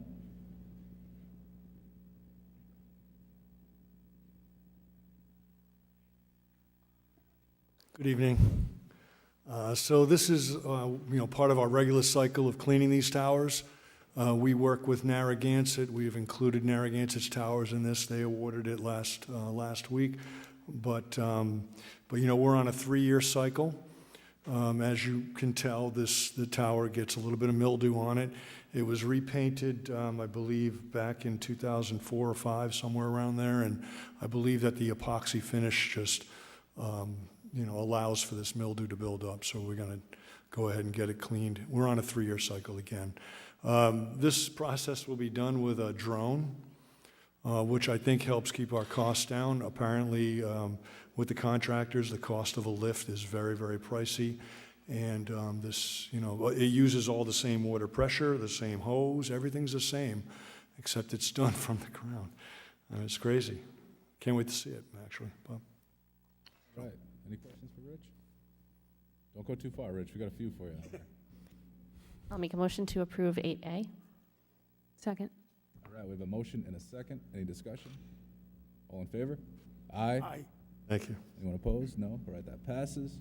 It's going to bring us to 8B, a resolution authorizing an award of bid to Bear Sales, Inc. of Wallingford, Connecticut for a 2023 QC550 portable pipeline video inspection system in an amount not to exceed $78,996 as further described in a memorandum from the Public Services Director to the Town Manager dated April 13, 2023. Rich? So we have a good system of videoing sanitary lines and sewer and drainage lines. Our existing equipment is very, very old and somewhat antiquated. We're not able to get the parts we need. We're having a little bit of trouble. It's glitchy. Sometimes we go out, we spend a day out there videoing, and we're not even collecting data. So what we're trying to do is upgrade everything. The good part about this, I think, is that we're reusing the same trailer. Everything's the same, just the equipment's getting swapped out. We're also getting, with this bid, we're getting equipment that allows us to do a little bit more of an all-terrain type situation. We have a lot of drain lines that have a lot of sediment in them. We're going down now and not getting very far. This newer equipment, newer robots and things will allow us to drive right over things. So. Can I just go back to A just for a quick second? I just can't stop thinking about the egrets that are Osprey that are possibly nesting on the top of the water tower. So if there's any nests with babies in them, can we just wait until they have flown? And that's what's required. Okay, good. Yeah. Right. Yeah, so we're always keeping an eye out so that we can schedule properly, but sometimes they nest and then we got to just kind of wait. So. Okay, thanks. Just randomly, you might find it, I found a little dead fish in my yard. That's from, they're dropping, they're in all over, but there's lots of them down the whole way down. It's part of the reason why we got to clean it. Mm-hmm. It's a double-edged sword. It is. But you do get a dead fish. All right, do I hear a motion on 8B? Motion to approve 8B. Second. All right, we have a motion and a second. Any discussion? All in favor? Thank you. Aye. Anyone opposed? No. The motion passes. Don't go too far, Rich. There's another one. Item C is a resolution authorizing the tax assessor to abate taxes in the total amount of $10,109.50, as shown on tax abatement request number 617. Motion to approve item 8C. Second. Motion and a second. Any discussion? All in favor? Aye. Aye. That motion passes. All right, that's going to bring us to item D, a resolution authorizing the town manager to enter into and execute a 2-year solid waste and recycling services agreement with the Rhode Island Resource Recovery Corporation of Johnston, Rhode Island for the disposal of municipal solid waste and recyclables for the period July 1, 2023 through June 30, 2025, and as further described in a memorandum entitled Rhode Island Resource Recovery Corporation Municipal Solid Waste Recycling Service Agreement for fiscal year 23-24 and fiscal year 24-25 from the Director of Public Services to the Town Manager dated April 13, 2023. Rich? So this is our 2-year contract that we work with Resource Recovery, and this is, for the purpose of of bringing our waste to resource recovery, including recycled materials. It all comes from our transfer station, and this is just the agreement by which we follow. There is a rate increase this year. It's a $4.50, I believe, increase per ton. And that'll be reflected in the tags. In fact, I'll be back, I think, next meeting for an increase in the tag by 10 cents a tag. So there are other things that increased. Some of our waste that we, street sweepings, things like that, everything went up a little bit, so. So I just want to thank you, Rich, just for all your hard work. You're coming up on almost a year that you've done the job, and just want to recognize all your hard work. And thank you. every meeting, we ask you to, you have such a broad range of responsibilities. We're always like, what about this and this and that? Yeah. So I just want to take a minute to say thank you. And then I'll make a motion to approve item, sorry, I lost my thought, 8D. Second. All right, we have a motion and a second. Any discussion? I'll just say you're off the hook now, before we keep you up too long. Well, you'll be back. I gotta come back. Yep. You All right. know. All in favor? Aye. Anyone Thank you. opposed? No? All right, that passes. Thank you, Rich. All right, that's going to bring us to item E, a resolution authorizing an award of bid to Vancord of Milford, Connecticut for town network equipment in an amount not to exceed $18,849. It's further described in a memorandum from the Director of Technology to the Town Manager dated April 18, 2023. Motion to approve 8E. Second. We have a motion and a second. Any discussion? All in favor? Aye. Anyone opposed? No? All right, that passes.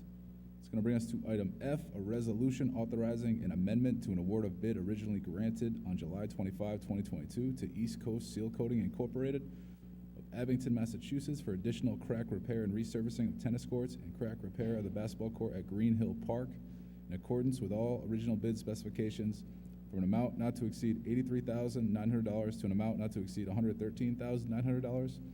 And as further described in a memorandum from the Director of Leisure Services to the Town Manager dated April 20, 2023. Terry? Good evening. I'm just here for any questions. Essentially, this is an amendment to the contract for repairing courts across town, and the additional $30,000 is for Green Hill Park, which is scheduled in the capital budget for FY 23-24. We're just looking to advance that while we have economy of scale with this contract and to get as many courts as possible to playable surfaces since they're in high demand. Make a motion to approve 8F. Second. Motion second. Any discussion? Mike? Just a quick question for Amy. No problems or issues with respect to going out to bid in extending the contract? I read Terry's memo. It makes perfect sense. Not that I see. Terry, are we expecting these repairs at Green Hill by this summer? Yes, we expect that all of these, they started on the courts that were awarded already, actually this week with crack repair. It's got to get a little warmer for the court resurfacing with the paint that they use and the relining. So yes, Green Hill has been, we've been having lots of questions about it, so we hope to get that done before June. Thank you very much. All right. All in favor? Aye. Anyone opposed? No, that passes. It's going to bring us to item G, a resolution authorizing the town clerk to advertise for order of notice of public hearing relative to a proposed amendment to the town code as follows. Chapter 10, Motor Vehicles and Traffic, Article 2, Stopping, Standing, and Parking. Section 10-46, 1-hour parking zones, to remove the Pine Street northerly side from Kenyon Avenue to a point 210 feet easterly of Kenyon Ave. Chief? Yes, just if there's any questions about this, I'm happy to answer. This was originally brought to the council's attention. Myself and Rich Boubinaire and the manager looked at this area, and you know, this is one of the resolutions. At this time, it doesn't appear that we're going to be able to add any spaces because of the width of the road and really the limitations are in that area. But the 1-hour band, in looking back at our records, really there hasn't been any violations. We haven't had any complaints about excessive parking in that area over that limit period. So, you know, this suggestion I don't think will be too impactful to the community. But again, the neighbors, we didn't speak to any of the neighbors in that area. This is more coming from the request of a parishioner at the church. Right. It's interesting because as you're saying that, if a business, something to think about in the future is if a business comes and says, can you fix the parking so I can have more customers? Really, the church is coming and saying, can you fix the parking for our church? And so we might not let a business drive our decisions as well. I just want to make sure that we inform the people on Pine Street that we are considering this. I think there's only 4 houses. I don't necessarily think you have to send a postcard because I think that puts it down then it puts a lot of future burden for every other future change. But I would suggest that we do put something on the website, like a quick news flash. Sometimes the patch picks things up. People read the patch in their email and can spread the word, but I'm just looking for a free way to just elevate awareness, because I would hate someone who lives on Pine Street to come and say, you did all this and you didn't bother to tell me, and you listen to a church that doesn't even, you know what I'm saying? It just creates bad vibe. So I'm just trying to promote the awareness. Would it be possible to put one of those orange signs in that area, just to say, here's the public hearing coming up on this change? Would that be a lot? But that's for planning. There's nothing that would prevent the town from doing that, from going above and beyond the notice requirements set forth in the charter. I would only suggest consider the precedent that might set, because I think if you do it for one. That's kind of why I'm asking, because I want, how labor intensive is that to do that? Is it something that we could do going forward anytime we were considering making a change? Is that feasible? I would just want a little baby step and just make a news flash, put it on the website, post it on the town social media so that people know we want to be transparent about the change. How about we just go down a new practice of every time that we issue a notice of order for a public hearing, we put that on the town website? I think that'd be great. This way we're picking one and doing it. We're going to make it That's a what I'm practice. saying. Let's do it.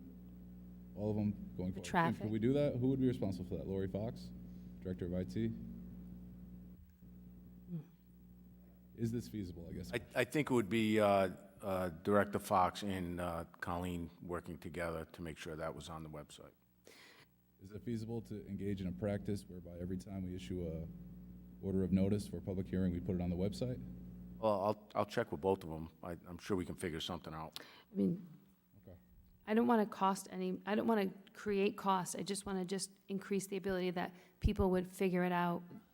You know, many things happen and people go, I didn't get that survey, I didn't get this, I didn't know this was happening.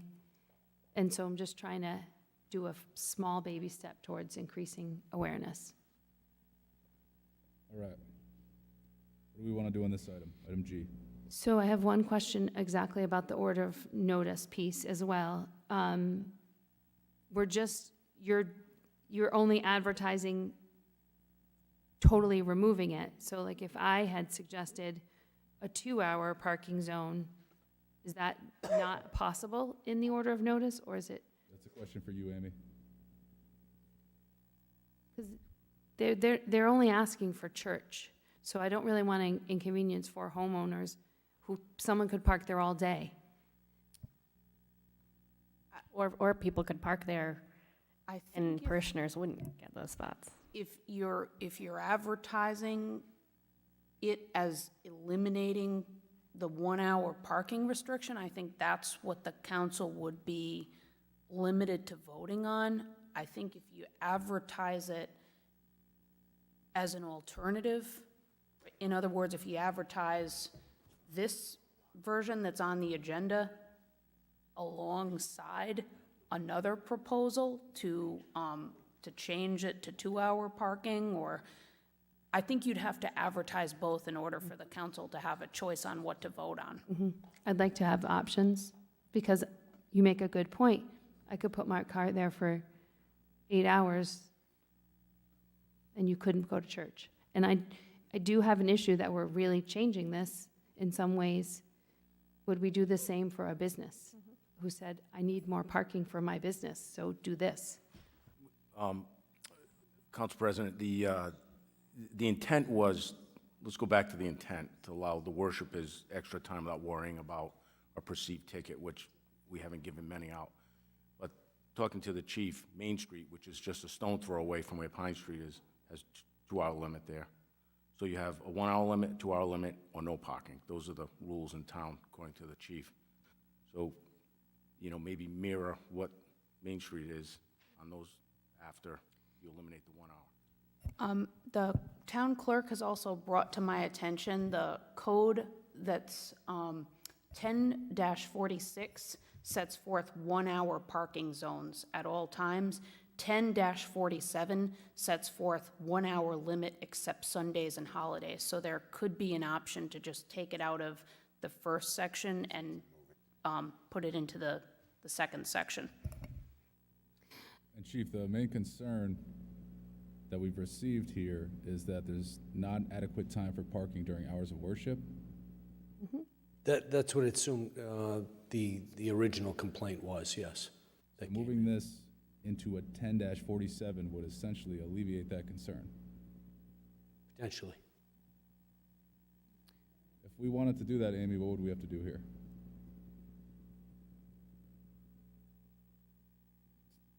It's not on the agenda. Would we have to do this at the next meeting, or can we do it now? Can we edit the word public notice? I would wait to do it at the next meeting. Okay. All right, that's what we'll do. At the next meeting, we'll have an item for an order of notice of public hearing to consider putting this street into section 47 rather. So that order will look like removing this street area that's removed here from 1046. In addition to that, adding that to 10-47. So 10-47 is 1-hour parking with the exception of Sunday and holidays? Correct. Or we have a 2-hour, right?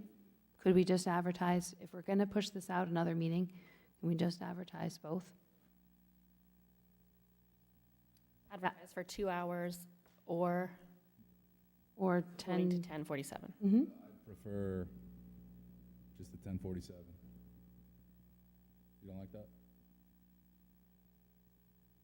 I'd like to be flexible. Just imagine if someone from Pine Street comes and says, we don't like X. So to be flexible for the residents, what's the harm in doing two and considering both? You know what I'm saying? We haven't asked the people on the street how to change their parking.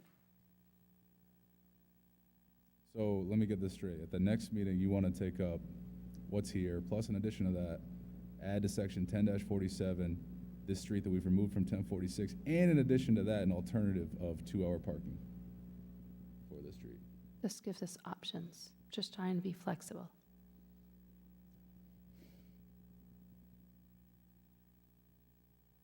What are the rest of our thoughts here? I can make a suggestion.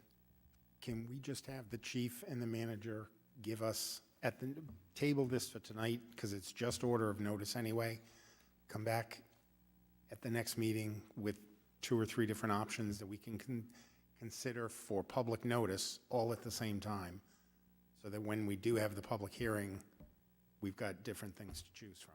That would be appropriate, and it might allow staff to get informal input from the residents in advance.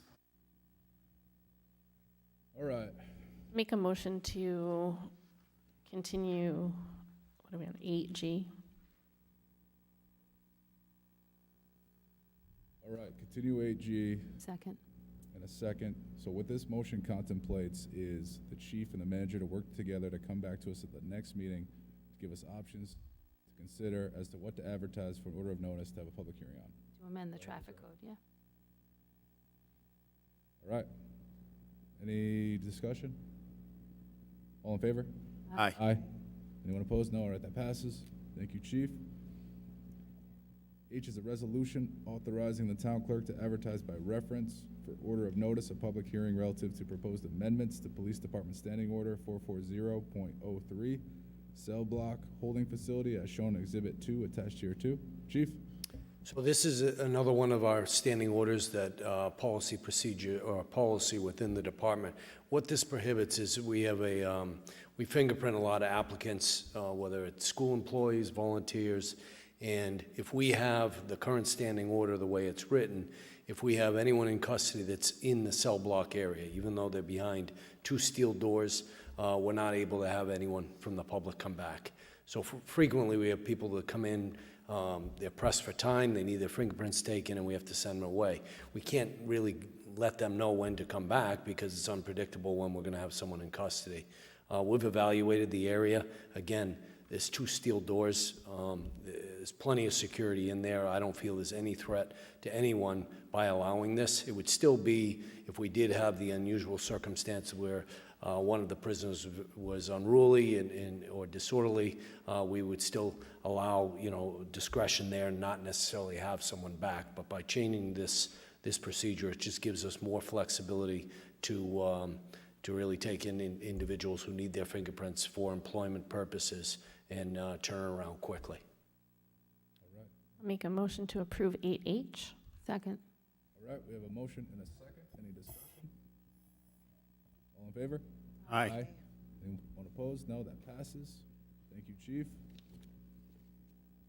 It's going to bring us to item I, a resolution authorizing an award to McGovern Municipal HQ of Framingham, Massachusetts for 2023 Ford Police Interceptor Utility all-wheel drive vehicle in accordance with pricing per the Greater Boston Police Council contract at an amount not to exceed $40,165 as described in a memorandum from the police chief to the town manager dated April 18, 2023.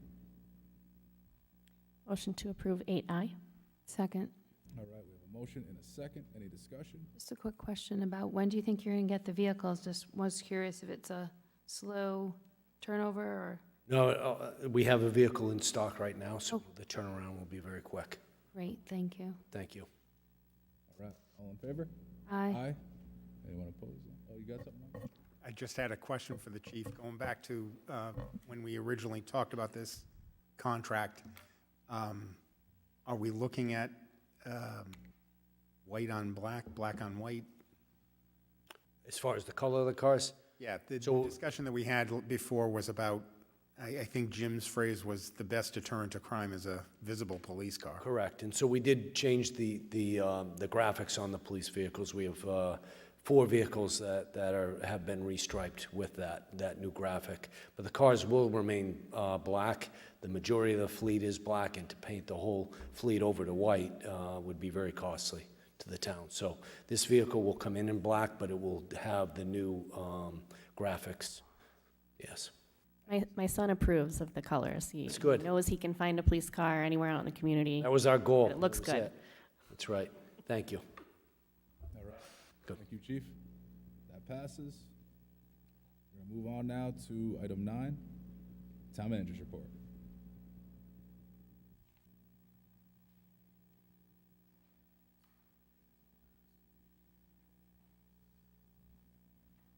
We're now in the Town Manager's Report, Jim. You're up. Yep. Very high-level discussion. The town manager report has 3 items on it. Update on the school building committee, which we do every single meeting. It's quick. B is a report on going to the Narragansett Town Council last week on the senior center issue that we had that has been resolved. And C, just going over the reorganization of the town council agenda and also discussion of the clock. So I'll call Luke Murray up first to go over the update on the school building committee. He's the chair of the school building committee. Good evening. Luke Murray, Chair of the School Building Committee. So I'll give a brief update. The meeting this week, I'll start off with, is going to be canceled. We're going to forego that one. We had one last week. We don't have a lot to discuss, and following up with the architect, I think this week we'll move on to May 4th. So the benefit of the public listening, we will have one May 4th. An enhanced concept was shown and presented by Phil Conte of Studio Jade at our last meeting. I will be posting that presentation. I urge the council, school committee, others in the community to go onto our website, take a look.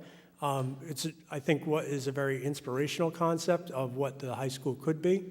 It is still a very conceptual drawing, but it outlays the essential components of what a high school layout would be.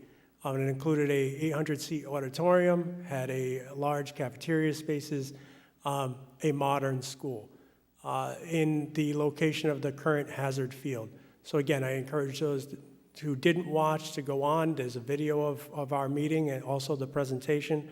The committee did determine that concept was suitable to allow the architect to move forward with cost estimating. We're getting into a time zone now, especially if we're going to hit our deadline for June on the stage 2, that we need to get cost estimating going. So we're going to continue to tweak the design, but whether the parking goes one way or another, the amount of parking space will remain the same. Same with the program. We may move the program inside the building, we may move entranceways, we may revise the facade. But in the end, it really doesn't matter from a cost estimating perspective. So we don't want to hold the architect up at this point. So in order to stay on schedule, the committee decided, let's let Phil and his team move forward. In the meantime, we'll look at the athletic facilities, which, as we've already stated, is going to be at CCMS, so that's what we're looking at. Layouts will be formulated for there, and then we'll move on with cost estimating for that. The survey at the high school site, the existing high school site, is done. There is a survey that's in process over at CCMS, land survey. We also have soil testing that will need to be done, so the community should be put on notice that at some point, and we will put out something this time on social media about geotechnical, but there will be some digging going on at Hazard Field and other locations, and that is really just to ensure the soils will be stable for any future foundations. So that'll also be included in the report. So I just want to make sure that the community is looped in on that. And the last thing I'll say is I want to thank the community. We had about 250 responses to our survey for the different design concepts. I think that's a great response. Sometimes we get drips and drabs, maybe a couple dozen. So that means the community is engaged, but we need to get them more engaged. And that's what I'm really trying to get the committee to step up with now and in coming months, is informing the community about this project, what it means for the community, and if nothing else, they are an informed voter at the time they're going to go to the polls. Does anybody have any questions? So I do. Someone who went to one of the community meetings gave their email address, but they didn't get any sort of link to complete those surveys or any information to go to the town school building committee website to complete those. So I don't know who's the keeper of that, if we could just... So they gave us a direct email address.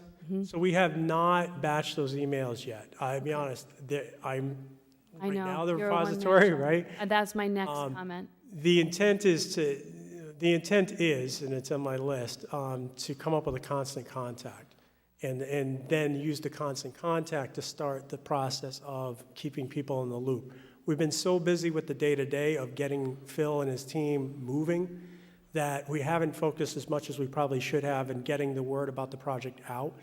I'm glad and thankful for all the people that have reposted on social media and have assisted, including the council.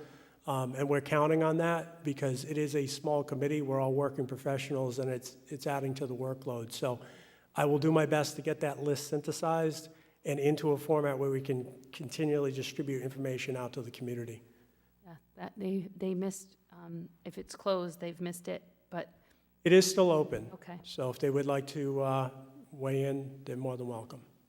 And so we're not, so I did look at the designs, and I don't know if anyone else did.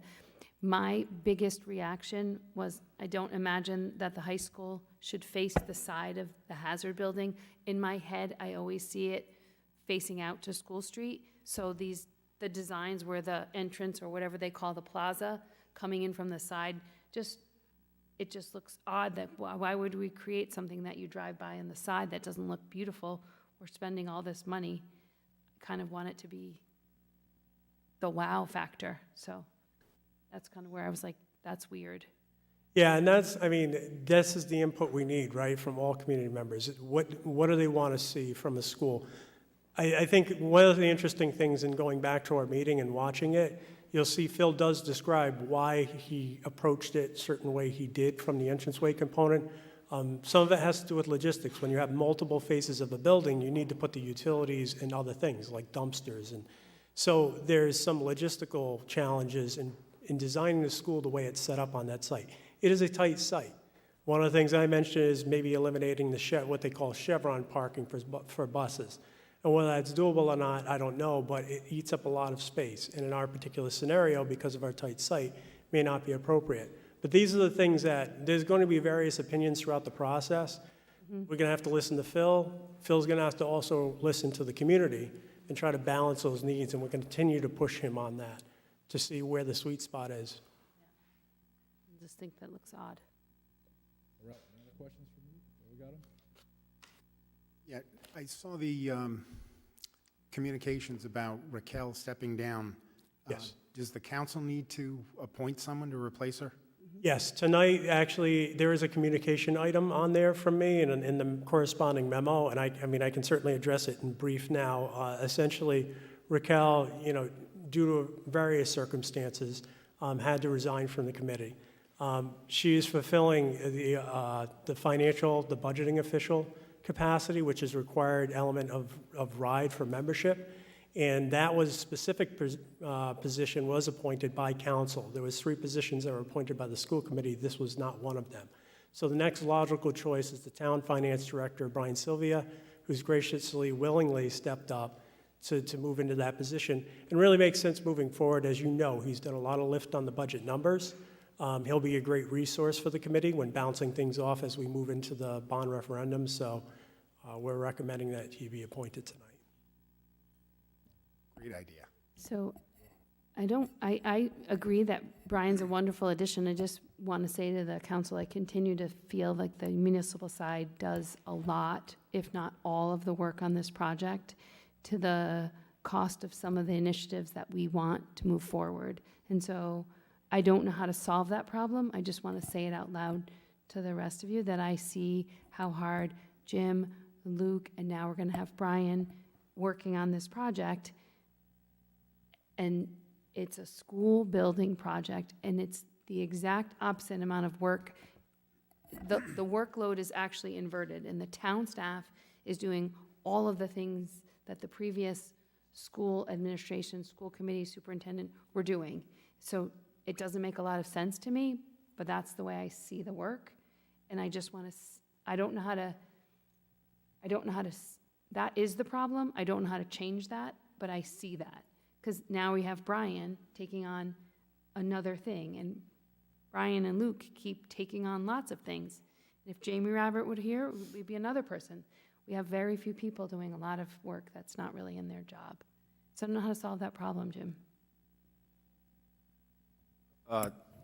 No doubt, it's a heavy lift. It's a lot of work.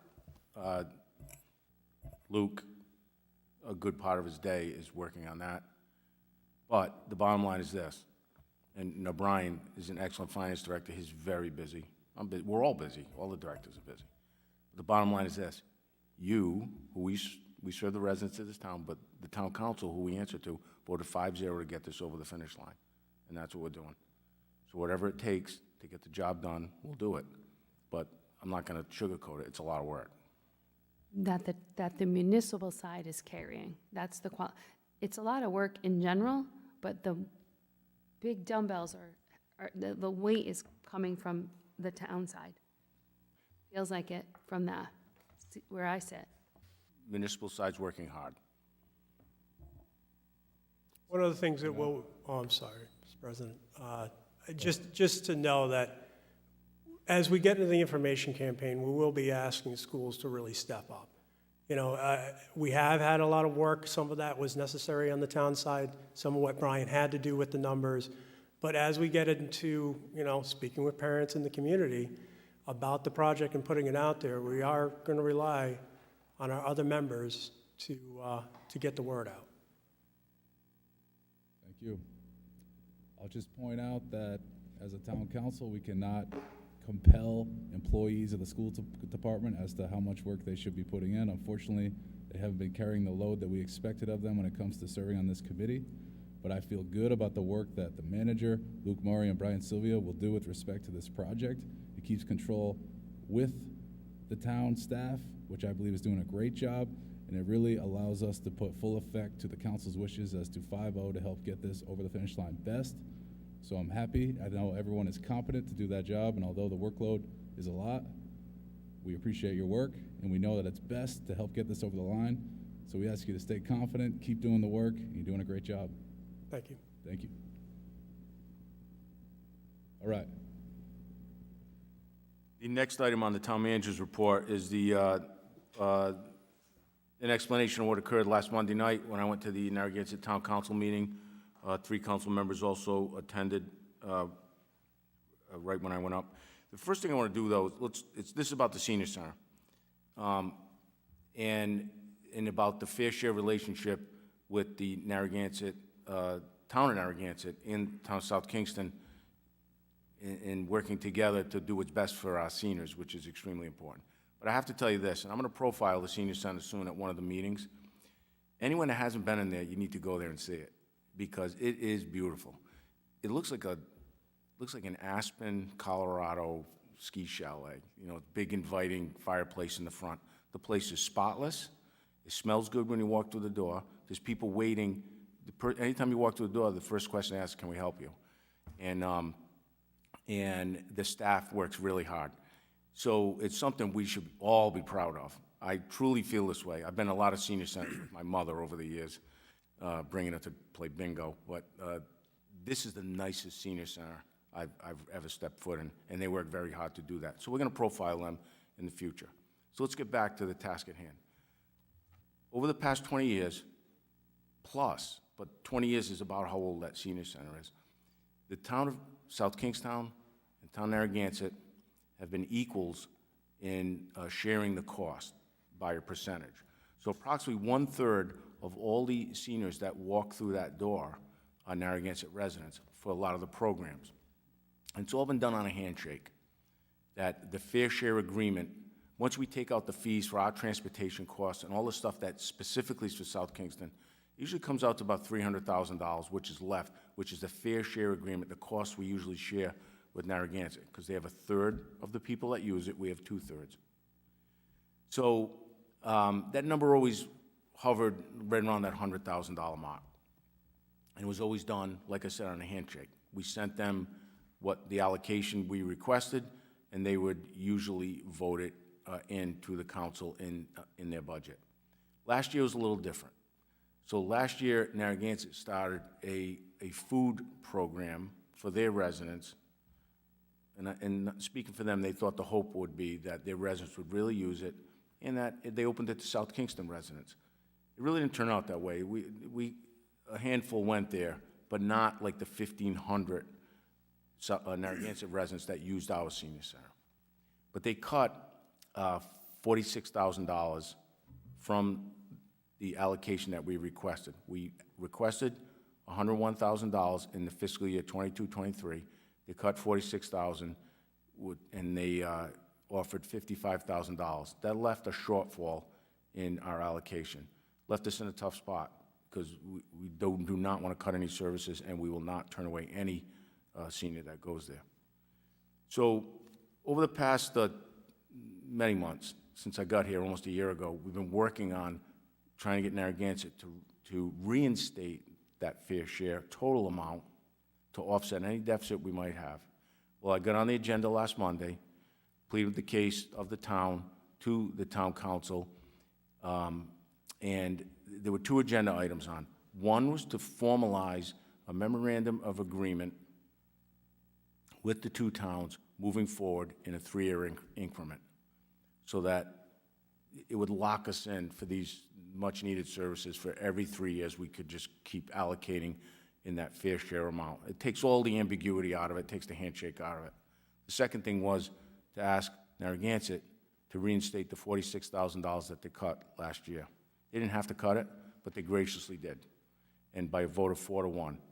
So it was a good night for both towns to come together, do what's best for our residents, do what's best for their residents, and most important for all the seniors. So it was a really, it was in the win category for both towns. So I'm very appreciative of Narragansett and the support I got from you all, from this 5-member council. In C, let's go to C, under the town manager's report. The reorganization of the town council agenda and discussion regarding the use of a time clock. So let's go over the reorganization of the agenda.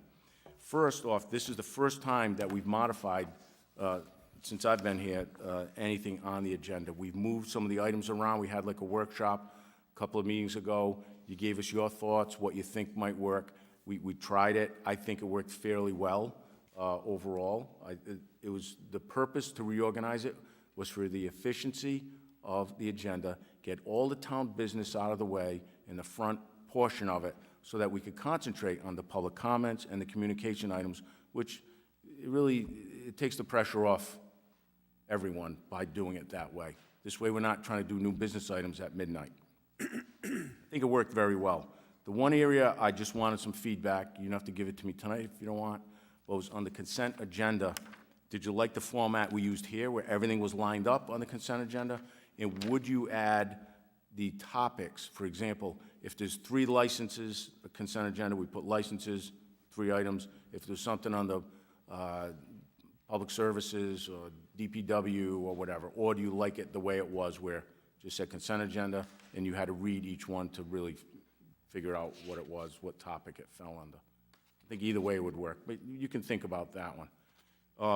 One of the things I really like about this, after I'm done with this, my town manager's report, we've done really the town's business, the real important stuff that we had to get to. Now we can go to public comment.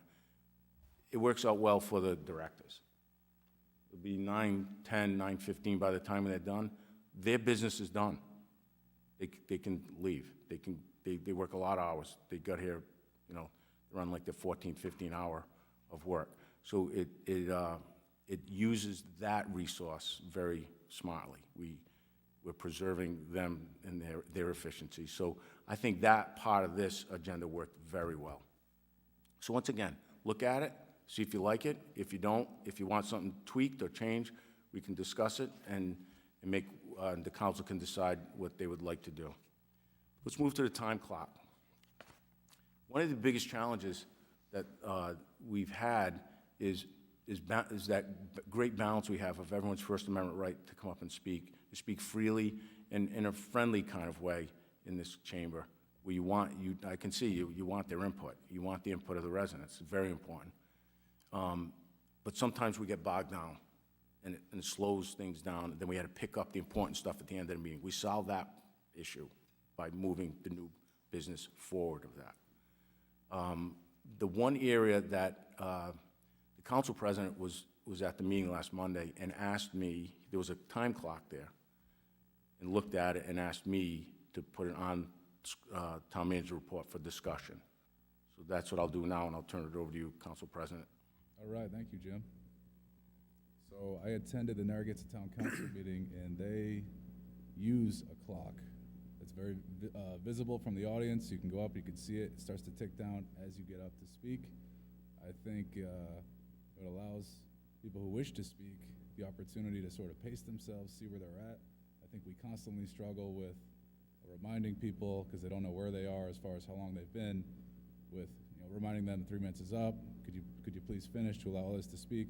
I think another problem we suffer from too is if people tend to go over, it discourages others to speak at all if they only have a little to say.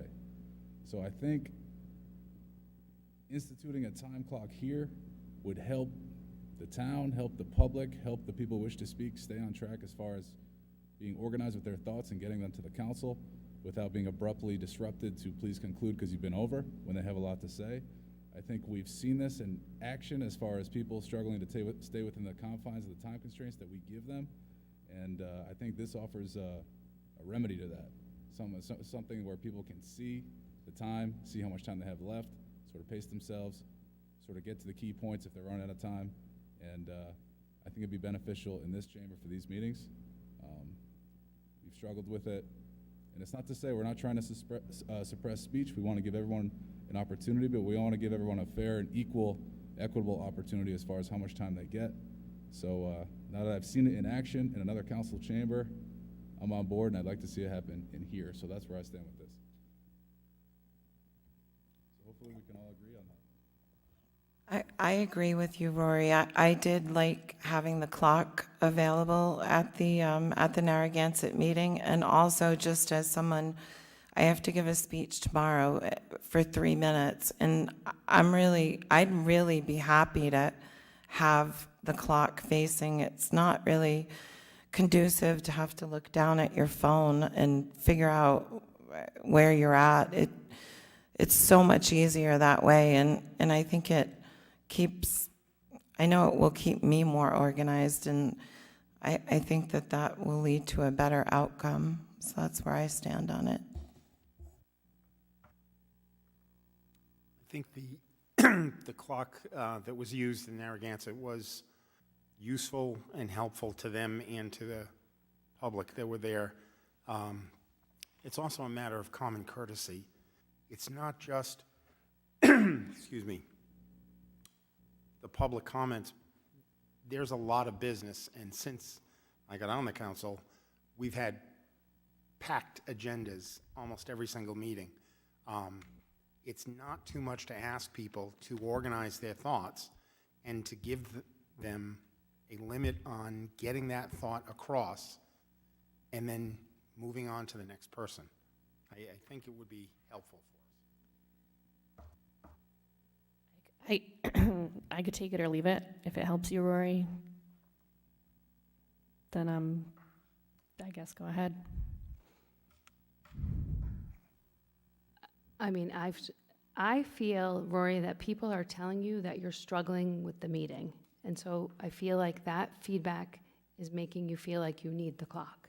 If you need the clock to run the meeting efficiently, I mean, I think about the last term when you were the president, and there was no challenge, like it wasn't a challenge for you. So I can't figure out what's changed. Abel was a really helpful person to keep the time. It doesn't bother me either way. If you think you as the president would like the clock and would be helpful to you, why would we not give you a clock? But I want to tell you publicly, I think we've had some very challenging meetings because the public is very engaged. You did well in a very packed room, and so I don't think you need the clock, but you seem to believe you want the clock, so. Well, I'll just say the clock is not for me. It's not for managing the meeting. It's for people better ability to stay on track with what they want to say in a concise manner so we can keep it within the confines. We have a confines. We announce them at the beginning every time we open a public hearing or comments from interested citizens.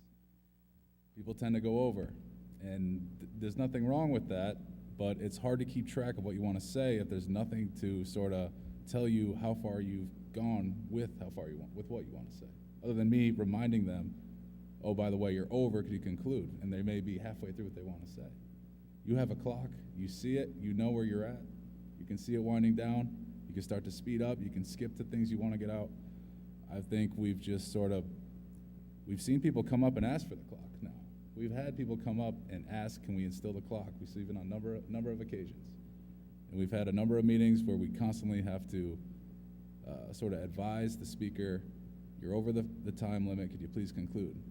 And some get aggravated, some understand it, but I just think the clock allows for an easier ability to stay within the confines and be efficient, but also fair and equitable. Like I said, someone could come up well over the 3. It may discourage someone who wants to come up for half a minute. So I just think the clock, I saw its use, I saw its effective use, and I think that it could work in this chamber. So I'd like to try it. Let's do it. All right, what do we got to do to do it, Jim? It's a nominal cost. It's about $150. We have it in the budget under IT. We'll put it up. We'll put it in a spot that's not glaring right at you. We'll put it off to the side, and we'll use it as a tool for this council. So there's one clock or 2? One. So is it for the residents to see or for the town council president to see? The residents. So So it's facing the residents. It could be over there in that corner. That's where Narragansett had it. So we can see it. You could see it too, but it's facing the residents, and they can pace themselves, and the council president can decide if he wants them to go over or not. All right. So as far as the specific specific location within the chambers that? We'll give you a couple of recommendations, and you can pick where you'd like it. All right. Cool. Okay? All right. Thank you. So that will move us to public comments, or formerly known as comments from interested citizens. So if I to come up on a first come, first served basis. Tiger, come on up. I just announced to everybody, if you wish to come up and speak, we first ask you to introduce yourself. We're going to keep you to 3 minutes tonight. Copy that. Joe Patrick, Tiger Patrick, longtime resident. And just so you know, I spoke at the House Finance Committee meeting last week, and they use an egg timer. And that's rude. Just let it goes off, and it's like that. So anything better is better than an egg timer. First, as a family member of those we honored on March 25th, I want to thank you all, the town council, for honoring our Medal of Honor recipients who were sons of South Kingstown, and also our MIAs. It meant a lot.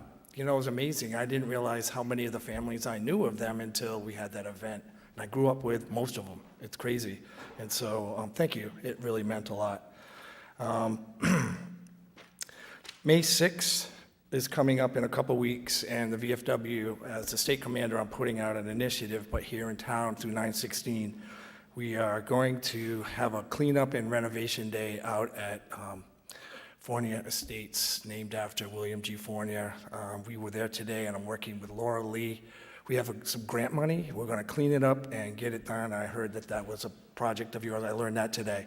And so you're my bestie anyway, so we're like-minded, but we'll be there. So the plan is I talked with some of the residents today, and we're going to bring out a couple of trucks, fill them up with all the garbage and glass, have a barbecue, invite the public and the people who are volunteering, and as well as the residents, and come up with a plan. I guess Laura Lee has another grant or something that she's working with to get some more equipment, but it's time. It's something I've been perseverating on since COVID, and we're just going to do it.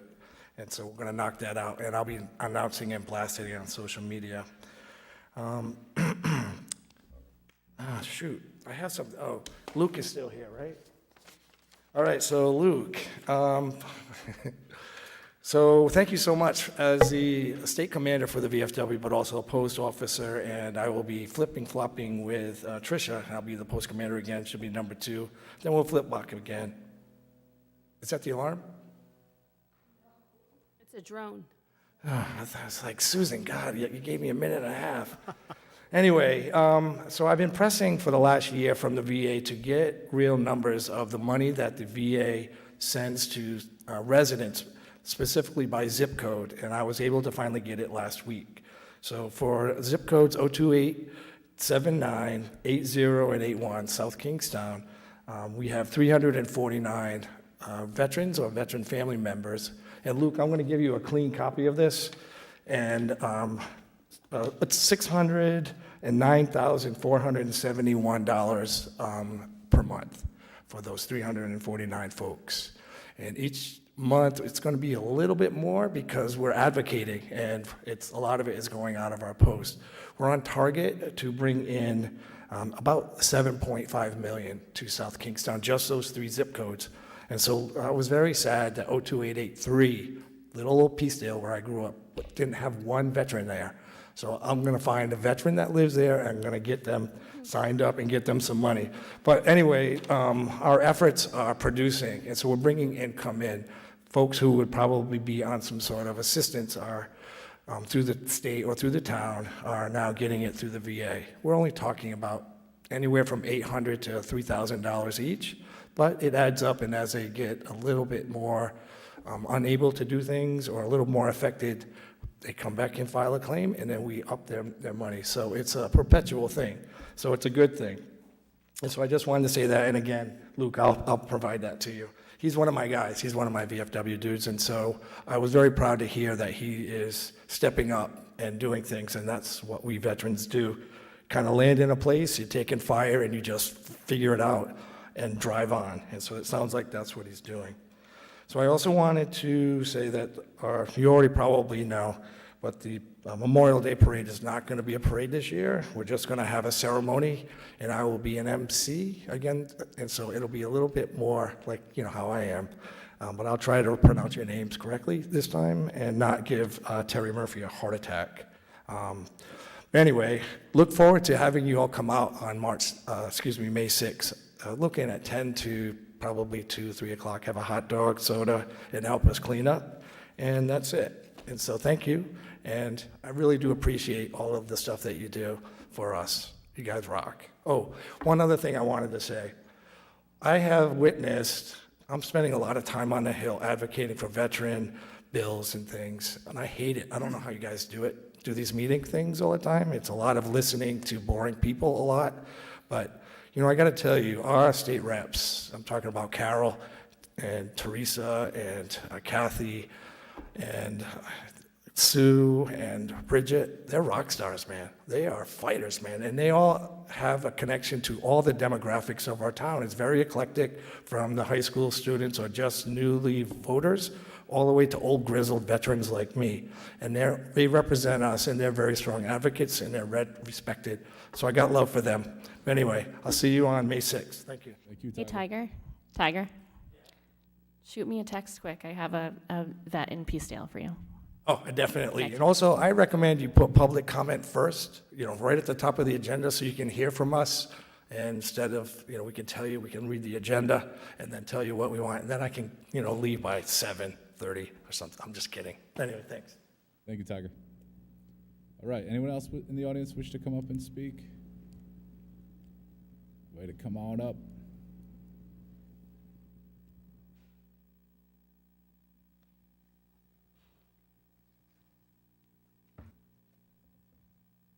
Hey everyone, Mark Kravitz, Wakefield.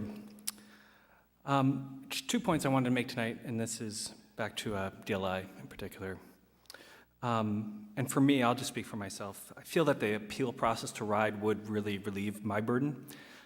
We were seeking an independent public entity to hear our issues.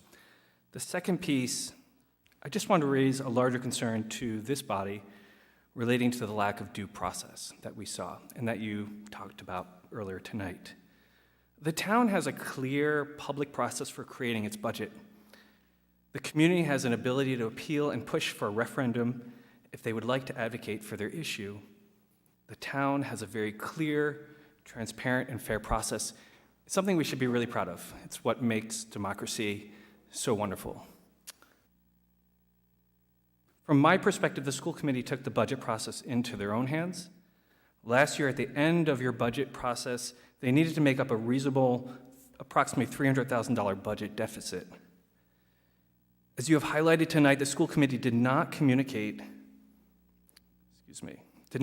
to the public any budget issues related to the DLI program, and we were all quite shocked when on May 16th the program was eliminated. The school committee increased the budget deficit by almost 300% to $1.1 million, as was presented on the May 16th meeting. From my perspective, this change in the budget deficit completely squeezed the community and left us with no options but coming here to this chamber to voice our frustration. Compared to the town's process, to your process, we had no due process. We did not have any pathways for a discussion. We had no pathway for solving the challenge. We had no pathway for an appeal or referendum. I would like you to consider to change the town charter to ensure that the budget process takes place in this chamber, to stay clear, transparent, and fair. What would prohibit the school committee in the future from cutting other programs without your or the public's knowledge or ability to do something about it? Thanks. Thank you. All right, anyone else in the audience wish to come on up?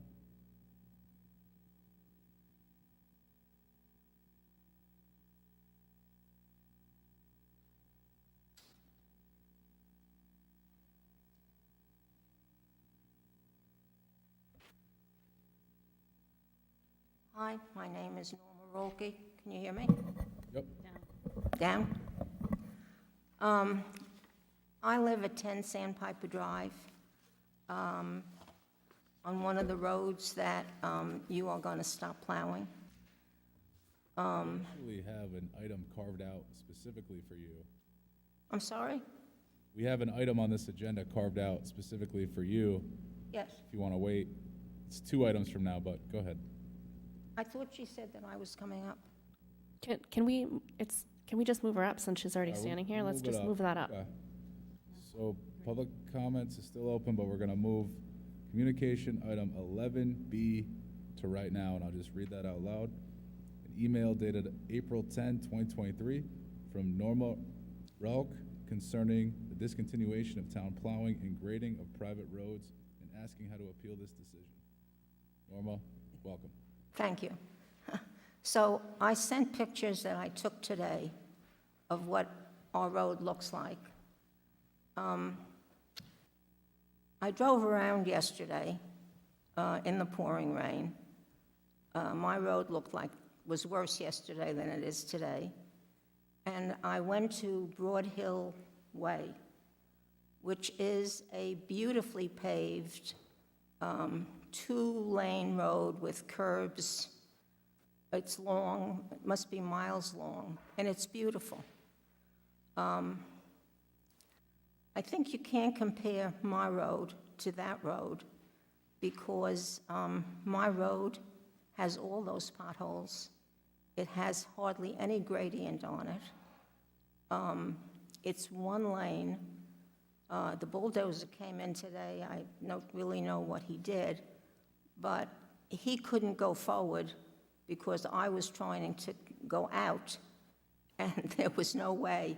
So I turned around in my driveway and went the other way, and he proceeded up, and I took a while, and then he finally saw that he would have to back into a driveway in order for me to pass. That's the kind of road it is.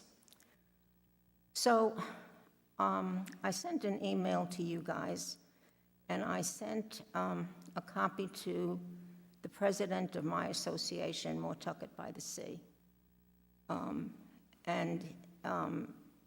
lot of people responded to it when they learned that I was going to be allowed to speak. So I'm speaking for several people who have concerns, which I'd like to address specifically, the concerns about safety and the concerns about fairness.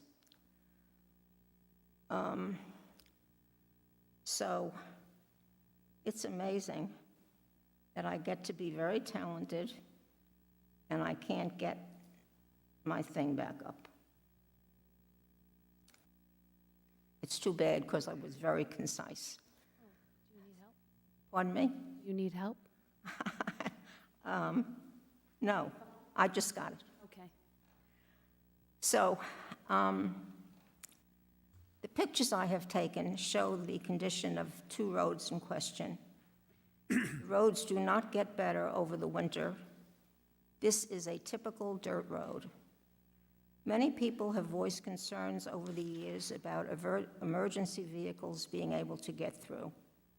There are many senior citizens living on these roads, of which I am one. I cannot walk on my street many times because of the puddles, the mud that you sink into.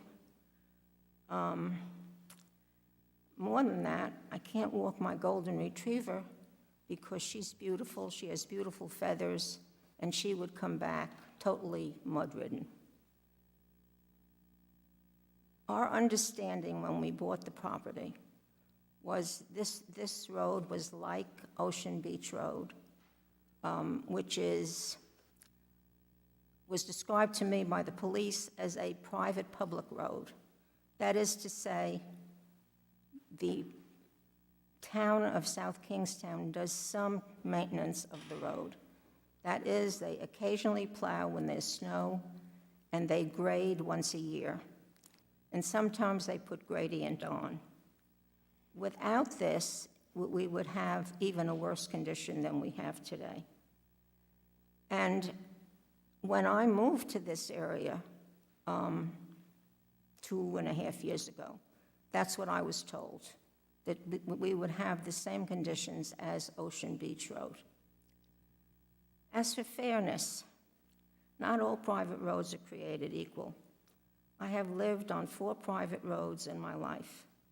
The first was on a beautiful paved road like Broad Hill, We could have brought it up to town regulations, but we decided that we wanted the privacy and the quiet and not to have every Tom, Dick, and Harry driving through. The second was a fire district, which was like a town in itself. They control the water, they control the roads. We pay taxes to the fire district. The town of, at that time, Charleston had nothing to do with it. 9 years ago, 10 years ago, I moved into another community with private roads, Landon Sea Beach. Again, the roads were private. We owned the roads and we maintained the roads. Again, the town had nothing to do with it. This town has had something to do with this private road for 50 years. It started with the water department maintaining the road because they put in, I believe, a water line and a fire hydrant, and they needed access for the emergency vehicles to get through.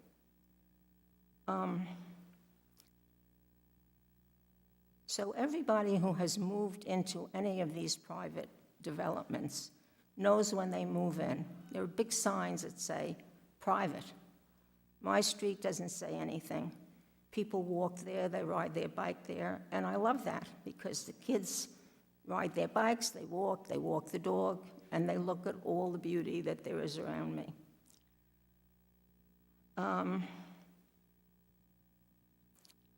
So I don't understand why my road, which is really a dirt road, is in the same ballpark as a road that is paved or should be considered with the same consideration.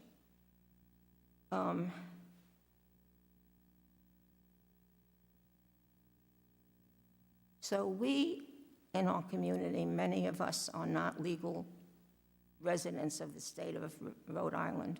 I live in Connecticut and have this beautiful home here. And we cannot avail ourselves of many of the services that the town provides. We can't vote. We have no representation here. The police do not come by on our private road. We do pay high taxes, however, and we support the town in every other way. We buy our food here, we shop here, we get our hair done here. We do all the other things and contribute to the town in this way. We pay high taxes because of our location. I believe a simple solution would be to grandfather those 17 miles of unpaved road, and to do that, you're not harming anybody. Changing to not take care of our road does not add anything to the people who are complaining about the fact that they're not getting the service. It will harm us. It will be a nightmare for us to try to find the people, to try to get the people on the road to agree to anything. The senior citizens, some of them are disabled. It would be really a hardship for us. The people who are complaining, they're not being harmed by not having their road plowed. We are being harmed. And why would you want to harm us? Thank you. Thank you, Norma. I'll just sort of give you a little background here as to how this all came about. So it was brought to our attention that there was a number of private roads that the town was performing plowing services and grading at no cost and had been doing so for a number of years. It came to our attention and we identified that as unfair and unequitable as it relates to private roads within the town. We made the decision that in order to be more fair toward the community at large, we decided we were no longer going to continue doing those services for those private roads. So that's sort of how we came to this decision. I understand that, sir. But do you understand that they're talking about are getting a free ride? We're not getting a free ride. There's no free ride anywhere. There's no free ride. There's no free ride. We are paying our taxes. We are not benefiting from any of the other services that the town has to offer. And this is, you are not paving, you are not plowing our road. So we're no longer plowing any private road. We're no longer grading any private road. That's the decision we made.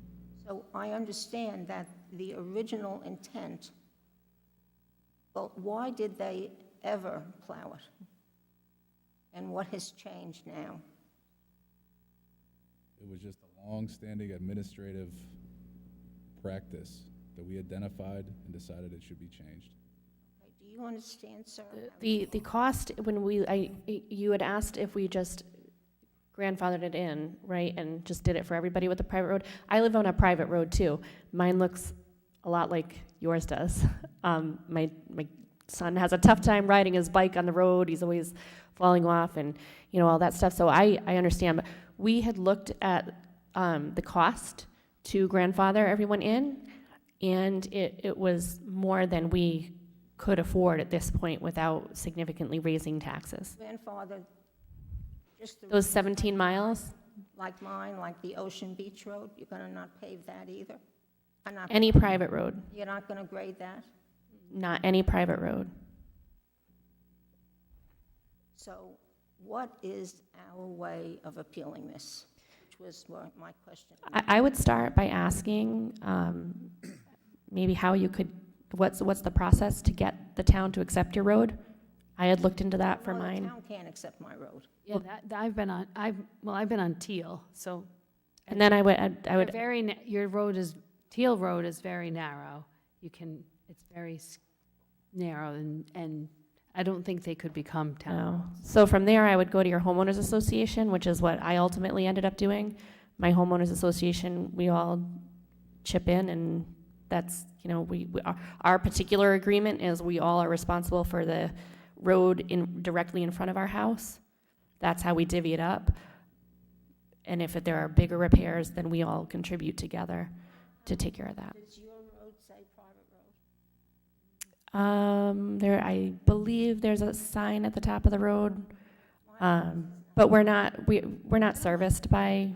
I don't. We've had people park there. We can't have them removed. It's in name only. I don't think you have to label your road as a private road. No. I'm thinking of like the roads I know that are private roads.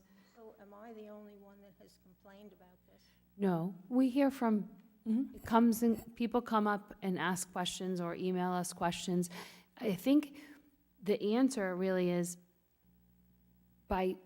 we were taking care of this percentage of the whole percentage. We were helping you, and there was this other group that we were not helping. That's true. So Broad Hill Way came and said, we spend $10,000 to plow. And they said, can you plow our road and save us the $10,000? And that's how it came to have a conversation about, it's a very uneven, there's no rhyme or reason to was plowed, who was graded.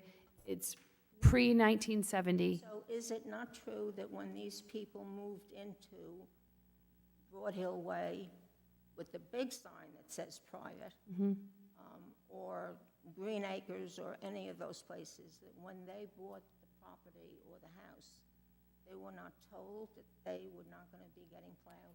It should. So I would believe they were told, but I would also ask your real estate agent, did they not disclose that this is a private road that the town, that you're in theory supposed to maintain? I think that I would wonder Your what real estate agent would be Yeah. responsible for disclosing that information. to you. Well, so tell me, should we hire a lawyer? If you're asking about what the appeals process is, I would suggest that is the route to take. If you're asking about how to appeal the decision, then Rory is saying consult an attorney. That's what I'm saying. So, Thank you.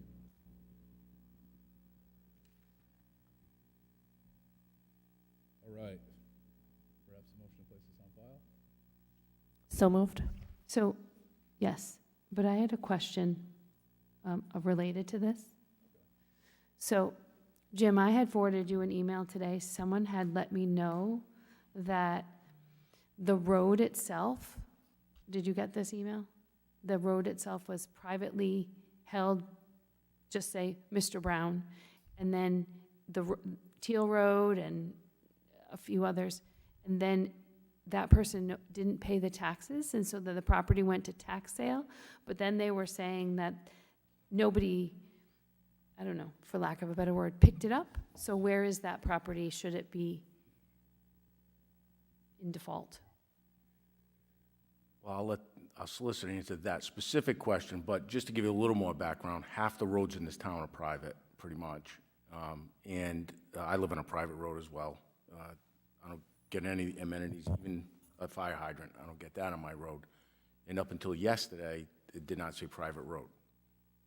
One of my neighbors put up a sign that said private road.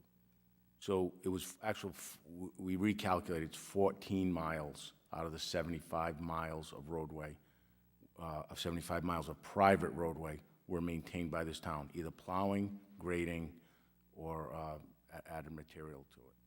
So to answer that question, there are other roads in this town, many other roads, private roads, that one person owns them and either moved, did not maintain them, or whatever. So it really is up to the property owners to form a homeowners association and figure it out. I understand. They're telling me that the person who owns the road, that is a parcel, and they do not pay the taxes. Amy's nodding.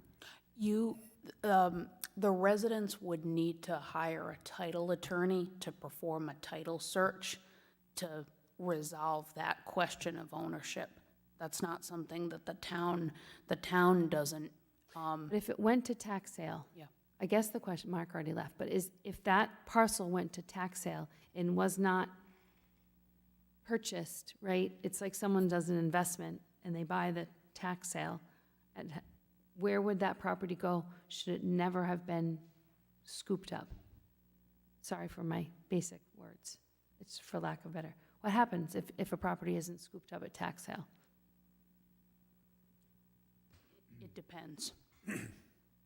Could we look into that? Because the homeowners on that street are saying whoever owned the street, let it go. So then they're saying, who's responsible? Does the town eventually? We're going down a little bit of a rabbit hole here. Maybe, I know, so you could look into this. I asked for help. Potentially write something on this to the council. You can refer the issue to our office, and we'll provide a memo for the next meeting on the general question. But again, I think the specific questions on who owns what road, if the town's data reflects that it's not public, it is going to be a case-by-case determination. Okay. So my general question, If you're going to speak, you got to come up to the microphone. well, the public needs to hear you. We can hear you.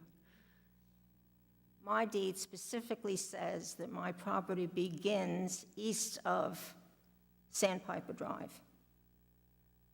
The other deeds that I have had for the other homes specifically said that my property included the road. So there was always the legal deed that said what was. And the fact that the town took the road, from the beginning, the water department maintained the road such that they did. And then they took it over.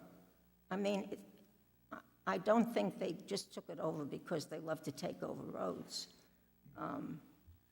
And it has worked up until now.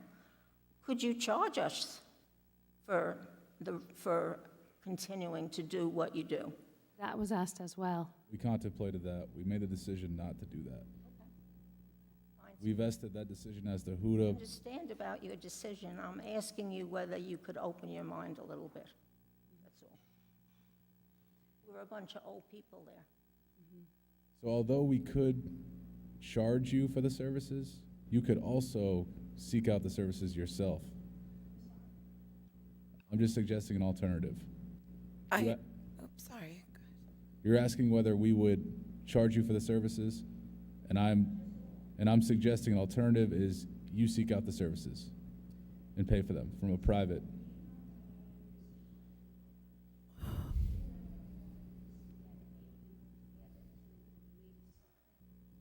But we don't have those people either. We would have to find them. We don't have them either.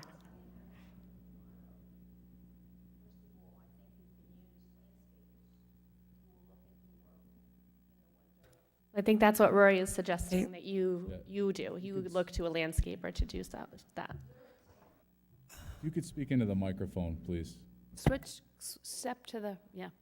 I keep Sorry, thinking Norma. Everybody can hear me.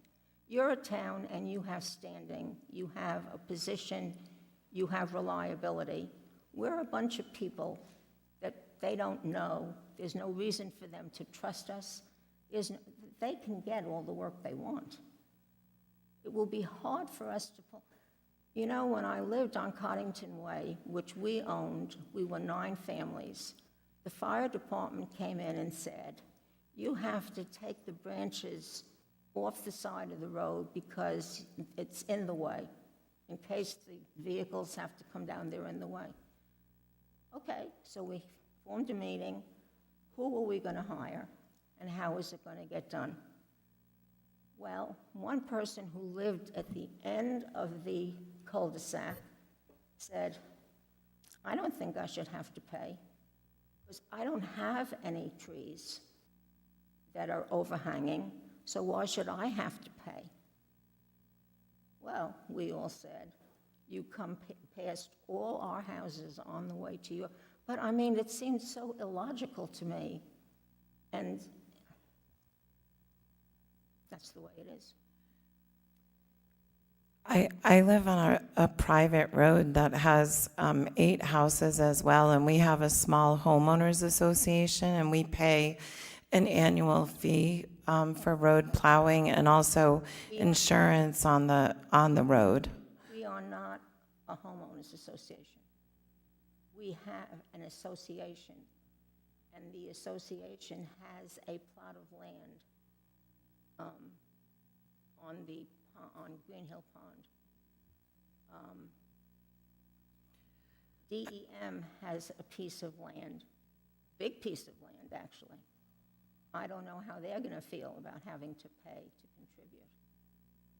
I feel like there might be a lot of snowplow drivers in this area that learning that we have all these new roads available, that maybe they will try to, promote themselves to people on these roads. Exactly what you're saying. And I think that for you all, it would be easier than for us. I've met people now who have lived there for 40 years. They don't know each other. They live across the street from each other. They don't know each other. And it's going to be hard. Yeah. One of them is an Airbnb. They just moved in. And by the way, my neighbor next door told me that this came up about 7 or 8 or 10 years ago, this same issue, and that it got resolved in a different way. So since then, we've had it. So that's the first I heard about that. All right. Thank you. Thank you. So, Jim, yep. So Jim, will you make a note to follow up on my tax sale question? Who owns the road if that piece went to tax sale and wasn't scooped up? Yes, but I believe does it take the council to write a formal request? Yes. Or do you want me to just call Mike Ursillo and talk? I don't know. I sent you the email today, and a resident was asking the question. They don't own the parcel. They believe the parcel went to tax sale. The council can direct our office to prepare a memo on the general question of private versus public road ownership, and we'll also address the specific question of what happens when a property goes to tax sale. But I will say the memo will not function as a title report. Agreed. All right, that works. Thank you, Amy. All right, we do have a motion. Do we have a second? Second. Any further discussion? All in favor? Aye. Anyone opposed? No. All right, we are in public comments. Anyone else wish to speak before we move on? All right, seeing none, we're going to move to communications. Item 11A, a resolution adopted April 3, 2023 by the Exeter Town Council in support of 2023 H5724 and 2023 S0328 acts relating to health and safety. Vital records would require the Rhode Island Department of Health Office of Vital Records to ensure that vital records are accessible to the local registrars and grant local registrars the authority to issue certified copies of certificates and records. What do we think on this one? So it sounds like Susan Flynn might have some information that would be helpful.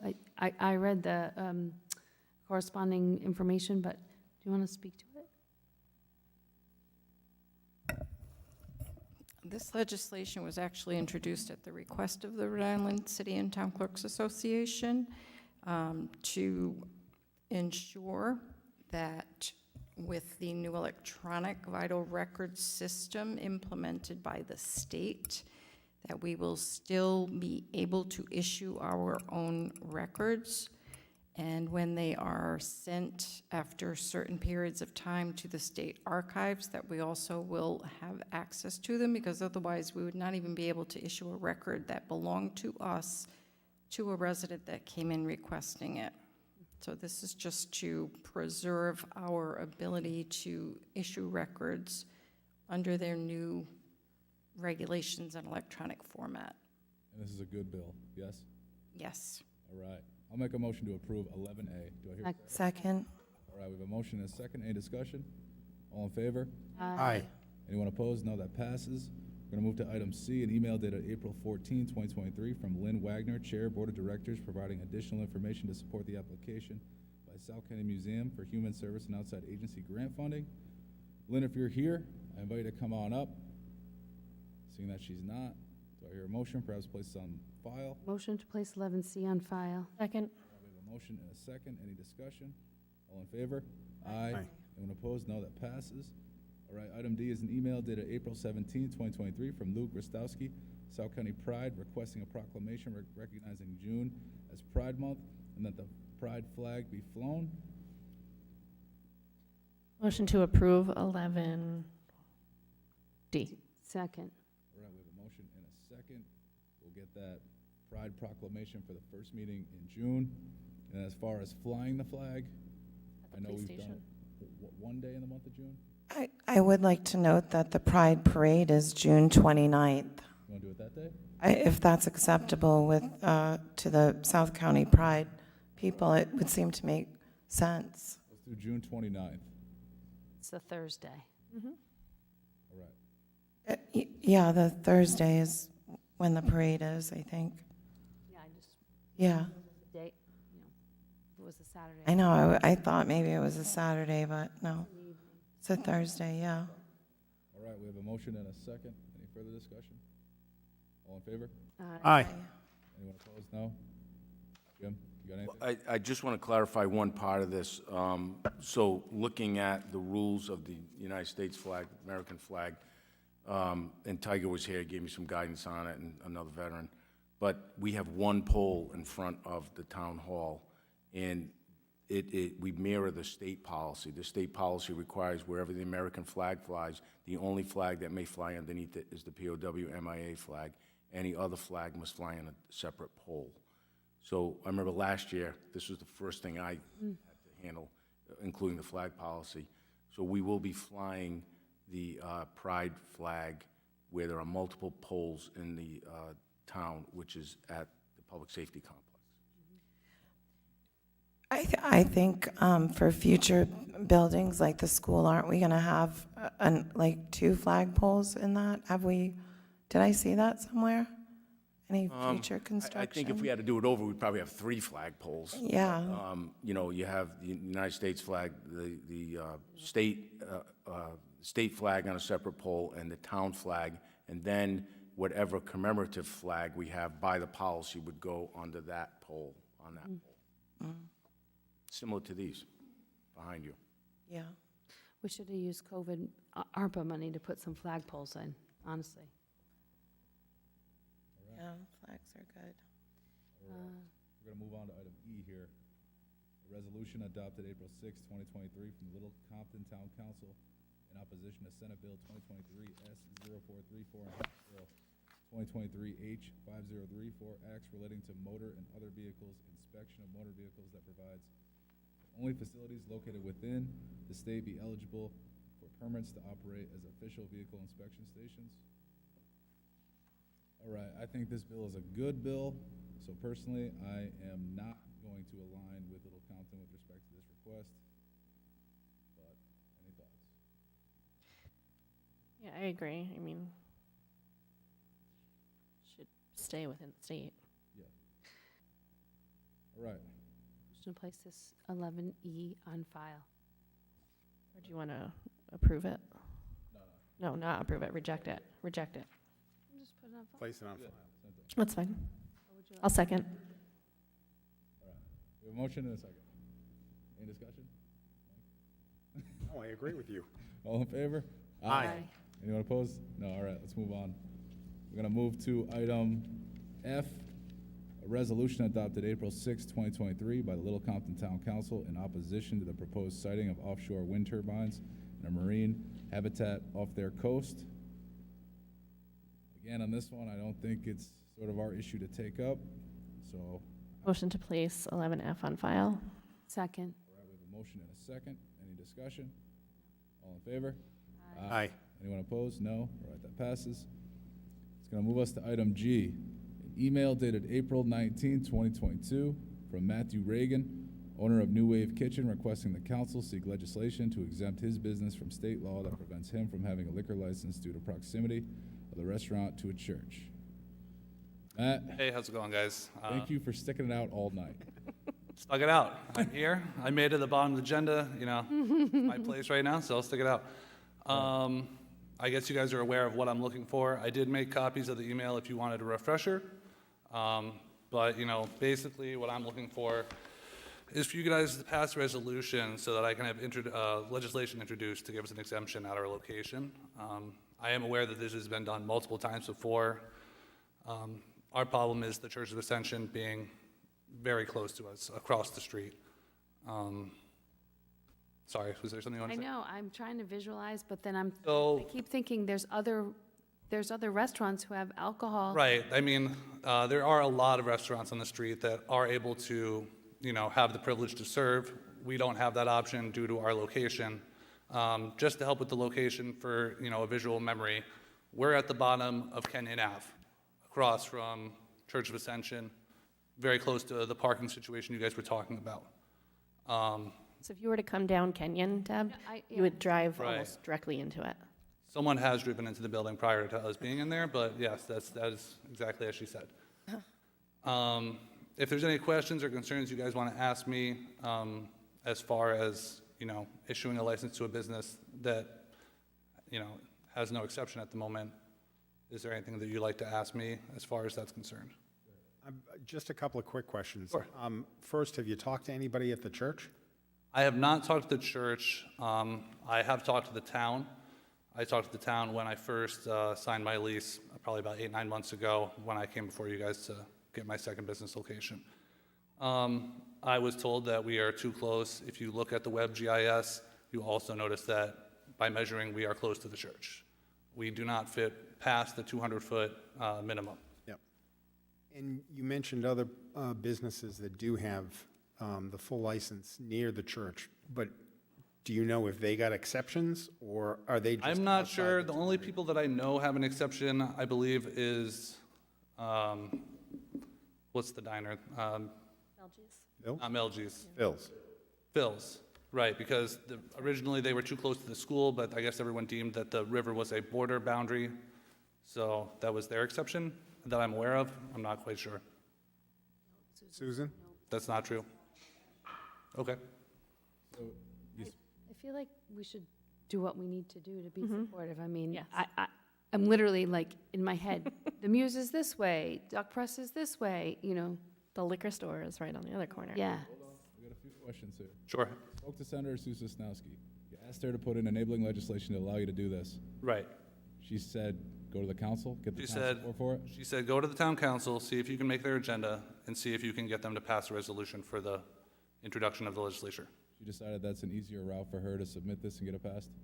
I would believe so. I can obviously give you copies of the emails that we've corresponded. Okay. And you have BYOB currently? We have BYO currently. South Kingstown doesn't have a license program in for that. I guess in my personal opinion, it would help to control the consumption and flow of alcohol through the restaurant if we had some restraint.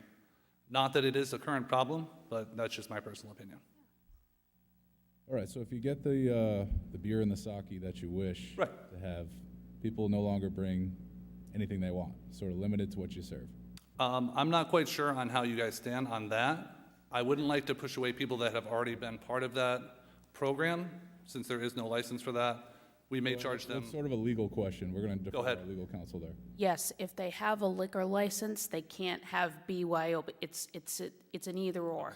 I was not aware of that, thank you. So you're okay with that?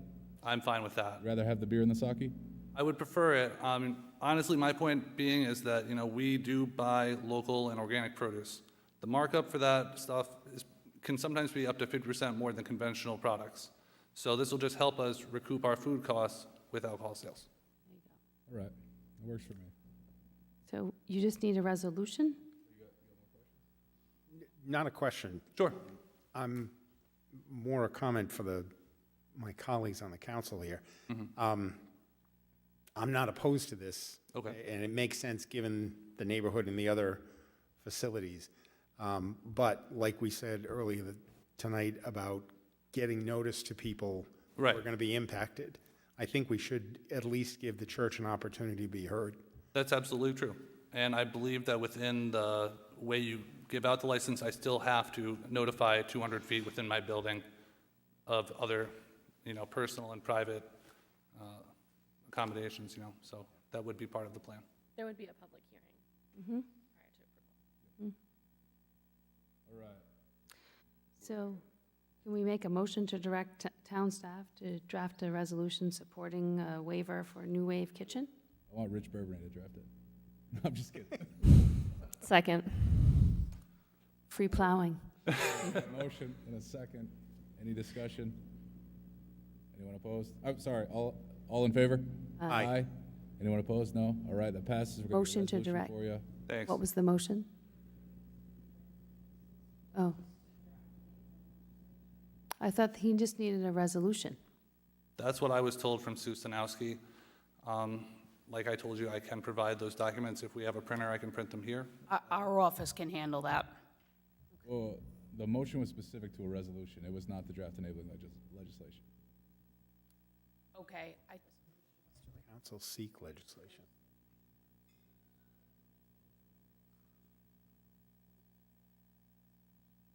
typically, when we do a resolution requesting legislation, we include the draft legislation. If they had legal counsel, they would have done it, so the town's gonna do it. And this way we get to control the wording. Clear with what's going on? Sort of. I'm not quite sure what my next step's going to be, besides for talking to Sue. All right, so you're going to need enabling legislation from the state legislature to allow for this exemption specific to you. We are drafting a resolution, and accompanied with that enabling legislation that they can just put in that allows this exemption for you. If Okay. you get it, we're going to have to come back here to a public hearing to issue you the license you want. Absolutely. You'll get a resolution from us and a draft bill. You take those to Sue. Got it. And you guys will provide those via email or by public mail? You also have to have someone on the house side, correct? No, you don't have to. No? Okay. So you're good. All right. Well, thank you very much for your time. I appreciate it. You got what you needed from us. Yep, really happy you stuck it out. I'll be back, Yes, you will. Thank you very much. Thank Thank you. Right. All right, it's going to move us to H. A letter dated April 20, 2023, from Lucas Murray, School Building Committee Chairperson, advising that Raquel Pellerin is stepping down as a member of and secretary to the School Building Committee and requesting that Town Finance Director Brian Sylvia be appointed to serve in her place. All right, I guess we don't really need to take action on this. The action would be the next item, so perhaps to place this on file. So moved. All right, we have a motion.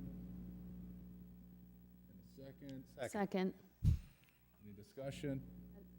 No. All in favor? Aye. Anyone opposed? No. It's going to bring us to item 12, appointments. Make a resolution to appoint Michelle Hughes to the Conservation Commission, Laura Kokorkian to the Building Code and Minimum Housing Code Boards of Appeals, and Tom Routliff for reappointment to the EDC. Second. All right, we have a motion and a second. Any discussion? All in favor? Aye. Anyone opposed? No. All right. Motion to adjourn. Wait, did we do Brian Sylvia? Oh, I thought we put, that's what I was confused about. We do that right here. Motion to appoint Ryan Sylvia to the School Building Committee. Second. All right, we have a motion and a second. Any discussion? All in favor? Aye. Aye. Anyone opposed? No. Brian? He looks Congrats. thrilled. All right, it's going to bring us to the end here. Motion to adjourn. Second. We have a motion to adjourn, a second. Any discussion? All in favor? Aye. Anyone opposed? No. All right, this meeting is adjourned. Leaving my computer.